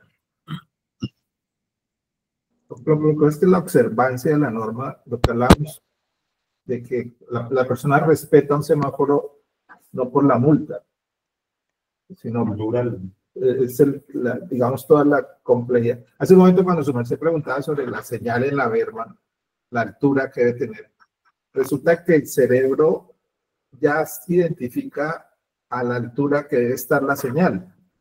Si la señal está por debajo de eso, el cerebro la ignora, porque no está en el estándar que él está acostumbrado a mirar eso. ¿Cómo se entiende eso, Omar? Lo hablábamos también esta tarde del tema neurocientífico, el cerebro, cómo funciona. Cuando un niño está pequeño, recién nacido, está durmiendo, usted lo aplaude y el chino se despierta. Pero si usted vuelve y aplaude, él ya sabe y entonces sigue durmiendo. El comportamiento en la vía es algo parecido. Las señales tienen que estar a 2 metros. Si la señal no está a 2 metros, entonces el cerebro la ignora, tiende a ignorarla, ¿no? Ah, pero es una señal reglamentaria, es una informativa, es un pare que es de obligatorio cumplimiento. Sí, pero es que no está en el rango, no está en la norma. Esas son situaciones que aplicaría desde el punto de vista de un peritazgo. No, y complementando lo que dice Jorge, desafortunadamente el Estado no puede convertir toda acción o toda conducta en sancionable para evitar asumir su responsabilidad. Y eso es lo que ha ocurrido. O sea, se estigmatizó tanto a la motocicleta en sí que nunca se trabajó en el conductor. O sea, el problema se llevó a que la motocicleta se pasaba el semáforo en rojo. La motocicleta era la que ocasionaba, la motocicleta es la que adelanta por la derecha. Y no es la motocicleta, es el conductor que conduce esa motocicleta. Porque un conductor de cualquier otra tipología vehicular no adelanta por la derecha. Porque no cabe. Y si cabe, adelanta por ahí. Porque yo no he visto la primera sanción que le pongan a un conductor de un automóvil que adelanta por la derecha. O como sucede en los municipios que se le pregunta al conductor de una motocicleta, venga, ¿usted por qué no usa el casco? Ah, porque aquí nadie molesta. Aquí nadie Exacto, jode, ¿no? entonces a veces la inoperancia del Estado en muchas condiciones lleva a que todo se sancione. Entonces tenemos problemas de seguridad. ¿Cuál es la solución? Prohibir que vaya un acompañante hombre mayor de 12 años con el conductor de la moto. No, la medida debe ser proveer mayor seguridad para evitar que esas personas que van en la motocicleta cometan algún hecho delictivo. Pero entonces vamos siempre a la restricción, a la sanción. En este momento, equiparar la motocicleta con otra tipología vehicular es lo correcto, porque el Código Nacional de Tránsito dice vehículos. Quien comete, no se sanciona la acción del vehículo, siempre se está sancionando es al conductor del vehículo, que es el que comete la infracción. Es lógico. ¿Sí? Nunca se inmovilizó un automóvil porque llevara un bombillo fundido, pero sí se inmovilizaba la motocicleta que llevaba el bombillo fundido. Nunca se ha inmovilizado un automóvil porque llevara un espejo vencido o le hiciera falta la luna. Pero una motocicleta sin espejo o sin luna era inmovilizada. Entonces, no existía, había un sesgo que era discriminatorio. Y al ser discriminatorio, la ley tiene que equiparar y darle un carácter de igualdad. ¿A quién sancionamos? No sancionamos el vehículo, sancionamos al conductor que genera la conducta. Es así que si la falta es por SOA, sí van inmovilizados. Si la falta es por técnico-mecánica, van inmovilizados. ¿Sí? Del resto todo es subsanable. Y en ese evento que estamos hablando de una licencia de conducción adulterada o ajena, que da inmovilización. Pero es que una licencia de conducción adulterada o ajena ya es una conducta penal, que da captura, ya abre un proceso penal porque ya la persona conscientemente quiere defraudar al agente de tránsito al presentarle un documento que es fraudulento o un documento que no es de él. Entonces ya es un delito que se considera penal, que es captura en flagrancia, entrega a la policía para que lo lleven y lo presenten con el juez de control de garantías y se le garantice también su debido proceso. Y la norma establece que si su merced no tiene la licencia en el momento porque se le pudo haber quedado en los documentos o salió de afán y no la tiene un tiempo prudente para que le hagan llegar la licencia. O usted, como ya lo hemos hablado, Pero adulterarla o tenerla que no es la de la persona, pues es un delito, es una suplantación de identidad. y queda inmovilización. Es una falsedad ideológica. No, inclusive, ya ni siquiera, si yo no la tengo, simplemente doy mi número falsedad documento. y el agente puede verificar en el RUT, sí tiene licencia, no la porta, pero la tiene. Pero no hay falta. No tiene por qué presentar una falsa. Entonces, exactamente, eso ya es diferente. Por eso es la actitud dolosa. La actitud dolosa del conductor pretender defraudar a la agencia de tránsito en representación del Estado. ¿Y cómo se entiende? Porque cuando su merced está bajo los efectos del alcohol, le suspenden su licencia. Entonces esta persona está utilizando otra licencia y está cometiendo precisamente falsedad, fraude. Entonces, en este caso, como todos los que vamos a ver a continuación, pues generalmente aplican inmovilización, pero es importante a todos los peritos que cuando hagan su labor, y ya lo hacen directamente las autoridades de tránsito o investigadores del caso, verifiquen el estado de la licencia de conducción que se reportó en el momento. Ustedes no la van a tener en la mano, pero sí pueden consultar con el número de la cédula en el run de información que está ahí. Aquí empezamos, ya no podemos pasar por alto lo que establece las normas, porque sencillamente, y antes de la aplicación del RUN, se crea todo el principio de la buena fe. Hoy en día nos toca a nosotros, como peritos, verificar la validez de los documentos que se tienen a la mano. Señor. En la película del quinto elemento, que él está conduciendo un taxi, la licencia tiene unos puntos. Entonces la licencia de conducción, aparte de que lo habilita uno para conducir un vehículo, debe tener esa garantía de que respalda la posibilidad de que usted pueda conducir un vehículo con conocimiento de todo esto que estamos hablando, de las señales y de entender cuáles son los códigos, todo el protocolo de poderse conducir o poder conducir un vehículo. El vehículo más pequeño, yo me imagino que la mayoría de las personas que están haciendo el curso saben, pesa más de 1 tonelada, 1000 kilos. Entonces el riesgo de estar en un vehículo en constante aceleración, pues es altísimo, frente a un peatón, que pesa 1/10 parte de un vehículo. Miren, hay algo bien importante en la información que estamos suministrando el día de hoy y que tiene que ver con este punto de los sitios prohibidos. Si bien es cierto, puede provocar un accidente dentro de un carro mal parqueado, hay que tener clara la funcionalidad de la señal. La señal de prohibido parquear aplica y debe estar instalada con relación a la esquina 5 metros adelante. Pero si la señal está instalada mucho más adelante y el vehículo está antes de la ubicación de la señal, situación contraria a lo que vemos en la fotografía, no aplica infracción de tránsito. Sobre eso se ha generado cualquier cantidad de controversias y problemas porque la gente cree, o la autoridad cree que porque está el carro parqueado antes de la señal hay una infracción de tránsito y eso no es así. Debe estar, señor. Sí, usted tiene toda la razón. De la señal hacia adelante aplica prohibido estacionar. De la señal hacia atrás aplica obstrucción de la vía, obstrucción de la calzada, porque la vía de todas maneras no se convierte en un parqueadero. No es una bahía de estacionamiento. Sí, entonces, claro. Eso usted lo puede hacer, pero es que para aplicar esa condición hay que hablar del vehículo abandonado en vía pública, lo que dice la norma. Y si usted encuentra un vehículo antes del prohibido y no aparece el conductor, usted lo puede enganchar o lo puede alar con una grúa. ¿Y la C03 no cabe ahí? Miremos que dice la C03. Sí, claro, esa es la que aplica. Pero siempre se habla del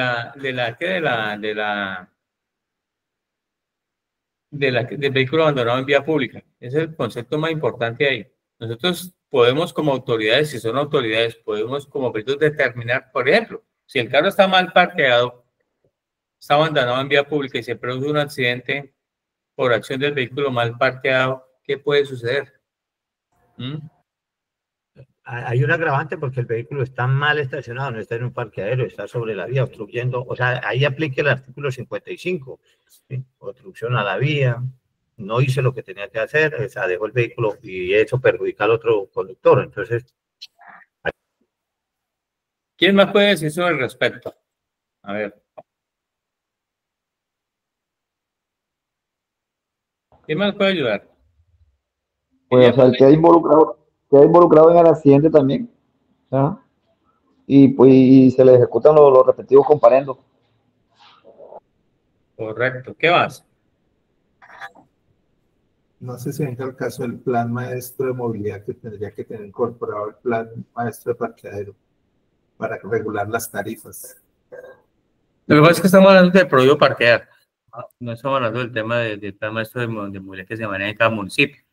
Bueno, es concordante esta infracción con varios artículos. Señor, lo escucho. Sí, para revisar de pronto el artículo, el decreto 511, que habla de la señal de prohibido parquear, que tiene bueno. alcance desde la esquina hasta la siguiente esquina. Pero eso es con relación ya, no es decreto, bueno, eso es con relación a la instalación de unas señales en la parte inferior de la señal de prohibido, que debe indicar de dónde hasta dónde y en qué hora aplica la señal. Si la señal no tiene esa condición, pues es libre el parqueo. Sí, es sencillo. Ley 2252. De la ley 2252, correcto. ¿Sí? Entonces nosotros tenemos que entender en ese sentido que si no está esa señalización adecuada, no aplica el prohibido parquear, porque es clara la norma y se tiene que cumplir. ¿Es eso? Entonces, ese artículo 50, a esta infracción C2, está concadenada o debe de generarse algo bien importante que aplica con el artículo 55, que habla sobre pues, normas de comportamiento. Habla también del artículo 66. Este artículo 66 habla sobre giros en cruces de intersección. Habla con el artículo 69 del Código, retroceso en la vía pública. Debe tener consecuencias que puedan generar alguna afectación en la seguridad vial y posiblemente en accidentes. Ahora del artículo 75, que establece las normas de estacionamiento de vehículos, ¿sí? Y ahí dice lo más importante, es que usted no puede parquear un carro a más de 30 centímetros con relación al sardinel y a 5 metros con la intersección, la intersección de vía que hay anteriormente. Ahora también el artículo 77 en ese sentido, bueno, el 76 tiene hartos ítems, que son los lugares prohibidos para estacionar. Y nos remite a la ley 1811 del 2016, donde dice que no se pueden estacionar vehículos sobre andenes, vías arterias, vías principales, en puentes, en zonas especialmente destinadas, en carriles dedicados a transporte masivo, en ciclorrutas, con la claridad y la salvedad de que si está definido en la ley, no es necesario colocar la señalización. O eso es lo que da a entender el artículo 76. En curvas, donde interfiera con la salida de vehículos estacionados, donde la autoridad de tránsito lo prohíba. Entonces, ahí sí va a aplicar el artículo, en ese numeral 12, esa infracción como es. También hace referencia sobre el artículo 77 del Código, que son las normas para estacionar que tenemos en este momento definidas en el país, ¿sí? Entonces, que no se puede parquear en autopistas y en zonas rurales, los vehículos podrán estacionarse únicamente por fuera de la vía, colocando en el día señales reflectivas para tal fin. Sí, sí. ¿Quién está hablando? ¿Quién quiere hablar, por favor? O alguien que ingresó. Bueno. Hay también definidos unos horarios de estacionamiento especial. Como le está indicando, se debe de colocar una señal adherida en la parte inferior del prohibido, en qué hora se puede parquear y cuáles son las restricciones que hay para ese uso. También aplica el artículo 79, que es las condiciones que deben de cumplir para parquearse en vía pública y donde no se puede reparar vehículos, que es algo que también se presenta en nuestro contexto, de que la gente cree que porque varó puede arreglar el carro ahí, y no lo puede hacer. Ya eso fue eliminado hace muchos años de ese contexto. También hablamos en ese sentido, sí.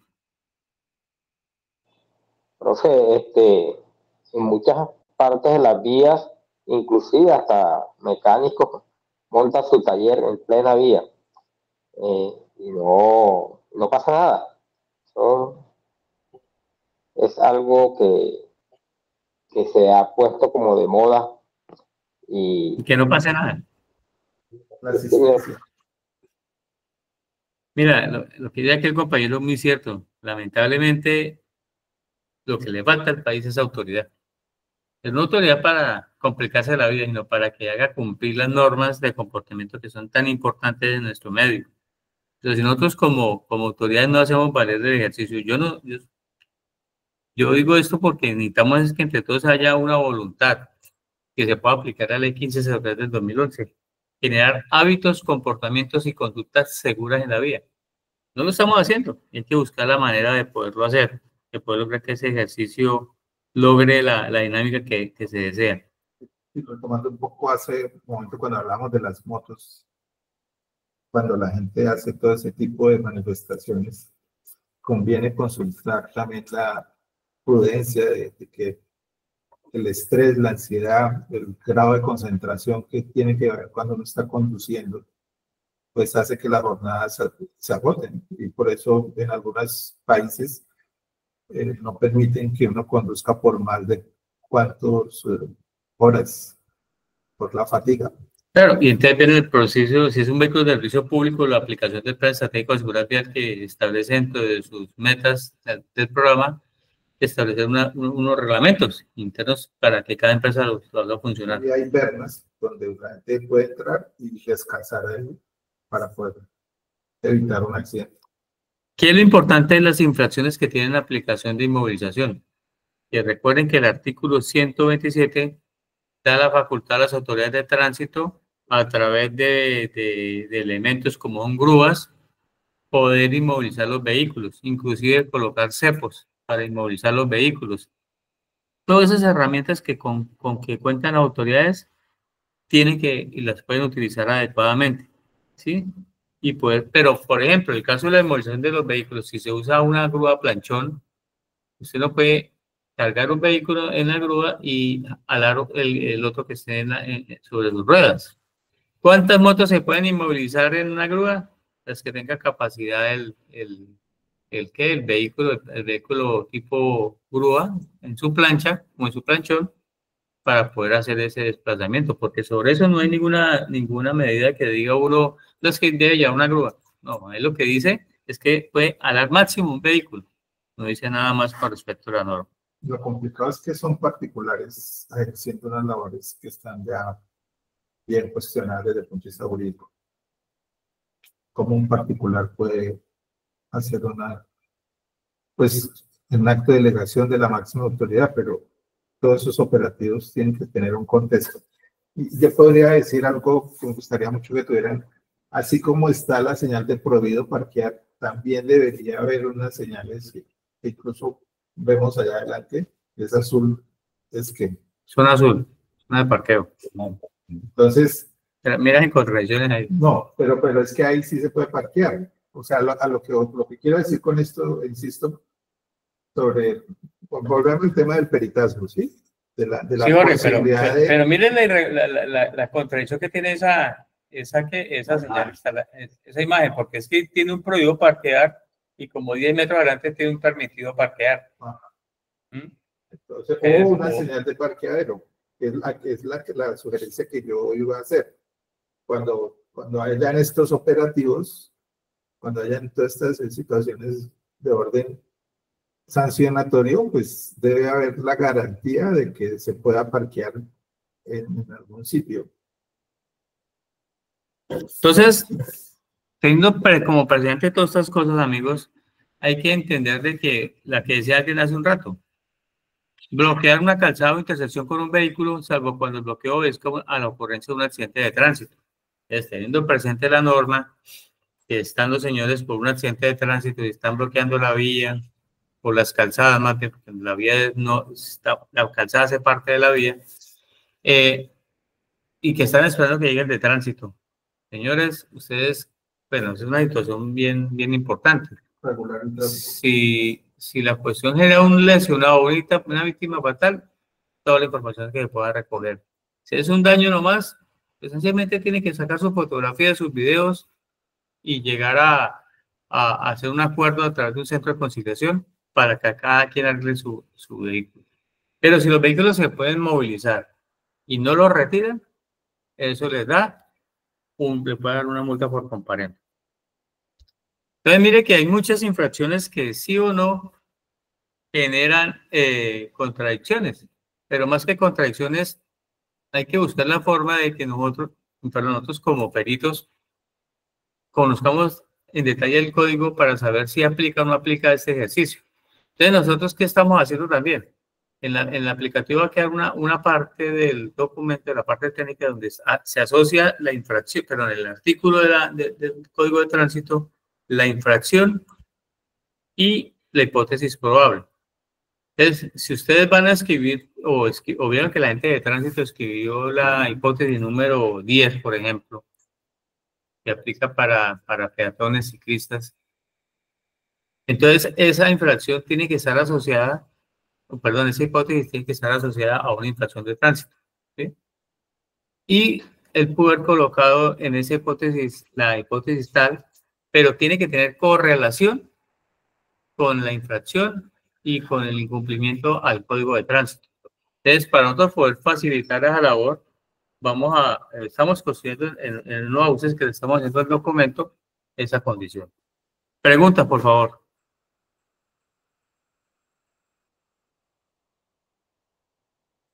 A ver.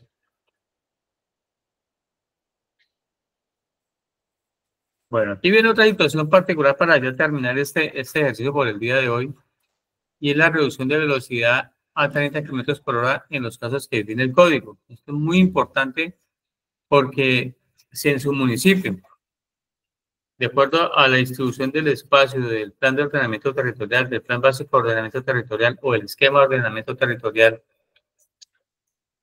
su municipio no ha crecido ordenadamente y tiene zonas escolares, tiene zonas de juegos, tienen zonas de residenciales, o tienen otra zona que aglomere personas, ¿cuál será la velocidad máxima que se debe aplicar o se debe reglamentar en el municipio? ¿Y cómo se debe hacer? Entonces aplica en este sentido la señal de 30, entonces de 30, velocidad máxima, ¿sí? Entonces nosotros debemos de entender de que la velocidad máxima aplica en estos sectores como son en concentración de personas, en zonas escolares, cuando se reduzcan las condiciones de visibilidad, cuando las señales de tránsito sí lo ordenen, en proximidad a una intersección, cuando presente por cruces de hospitales o terminales de pasajeros. Cuando se dé cualquiera de estas condiciones, la velocidad máxima es 30. Entonces, la recomendación que hace la Agencia Nacional de Seguridad Vial es que se debe aplicar, de acuerdo al estudio que hagan, esta velocidad para el área que estamos hablando. Algo bien importante es cuando usted llega a una intersección y hay que disminuir la velocidad a 30 km por hora pasando en verde el semáforo. Y no se debe pasar a más velocidad. O sea, porque es que la forma de evitar lesiones y víctimas fatales es a una velocidad baja. Pero si la señalización no está en el punto, ustedes tienen que consultar como peritos al organismo de tránsito para identificar si está reglamentado o no esa velocidad, aparte de las cuestiones que están ahí. ¿Queda claro ese punto, muchachos, señoras y señores? Sí, profe. Sí, profe, quedó claro. Bueno. Entonces, para terminar el día de hoy, vamos a hablar de la no utilización del cinturón de seguridad por parte de los ocupantes del vehículo. Y eso es un problema grave que ustedes, de acuerdo a las condiciones que ocurrió el accidente, ustedes pueden evaluar con el efecto latigazo que genera el cinturón de seguridad si la persona lo usó o no lo usó y a qué velocidad venía. Pero recuerden que los cinturones de seguridad son obligatorios para todas las personas que vayan dentro del vehículo a partir de los modelos 2004 en adelante, ¿sí? Esto es un error técnico que tiene la norma, pero ¿por qué se dio? Porque en Colombia no autorizaban o no era necesario colocar los cinturones de seguridad en los vehículos modelo 85 y adelante, y anteriores, perdón. Entonces el gobierno, como para justificar esto, dijo no, a partir del 2004, que ya se hicieron obligatorios por los modelos de los vehículos, generar este elemento de seguridad pasiva para que en el evento de una frenada o una colisión se logre que la persona que se desplaza en el vehículo no se va a ver afectada con un daño directo dentro del habitáculo del vehículo provocado por no portar el cinturón de seguridad, por no utilizarlo, por no estarlo anclado directamente a la posición que está originada por tal efecto. Ustedes también tienen que verificar si es posible que la cinta no esté retorcida ni mordida. Pero un evento, algo bien importante que ustedes pueden saber si el cinturón se usa o se está usando en el momento, es que generalmente el cinturón cuando no se utiliza de manera regular, si ustedes les pasan un chiro a lo largo del cinturón, está sucio. Eso indica que no se utiliza.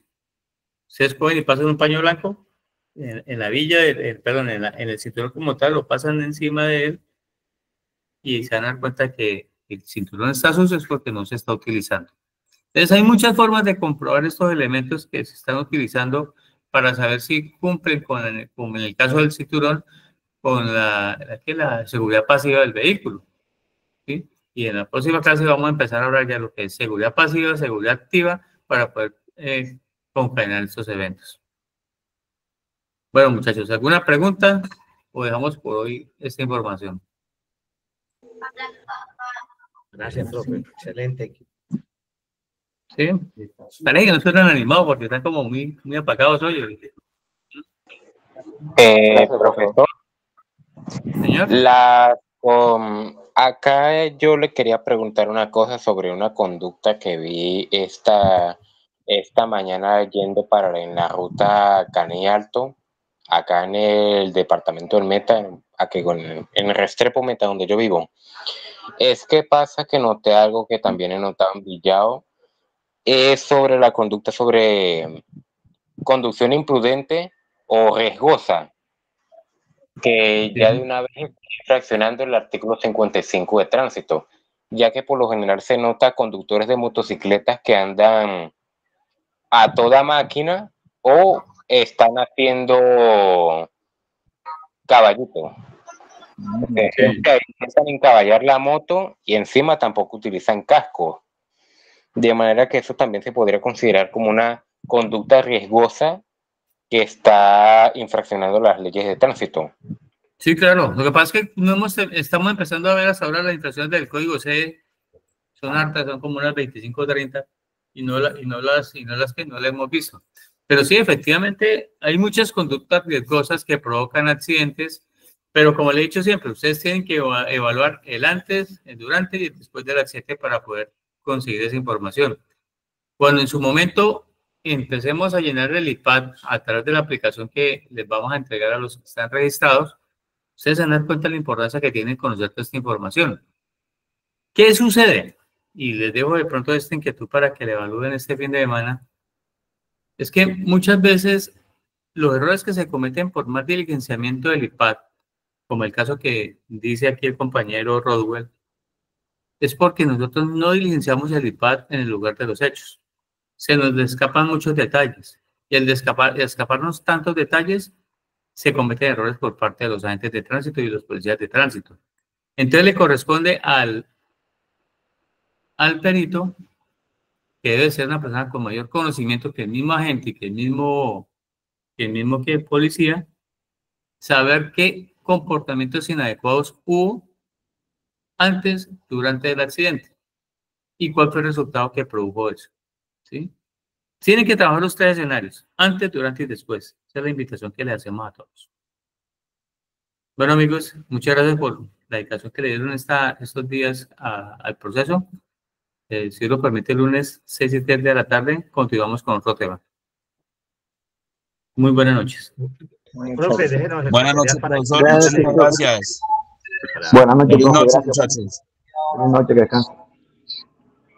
Que nos habilite el material, profe, para nosotros pues, echarle otra lecturita por ahí. Luis Carlos, créame que no es que no queramos, pero el daño que nos hicieron en la plataforma hace como 10 días nos tiene parqueados porque el ingeniero no ha podido recuperar bases de datos de lo que se hizo. Pero me voy a poner a este fin de semana a la información que le hemos aportado en el proceso. Esto puede ser a compartir a ustedes para que la tengan a la mano. Gracias. Pero no es porque no queramos, es por la situación. Bueno. Gracias, profe. Bueno, pues, buenas noches.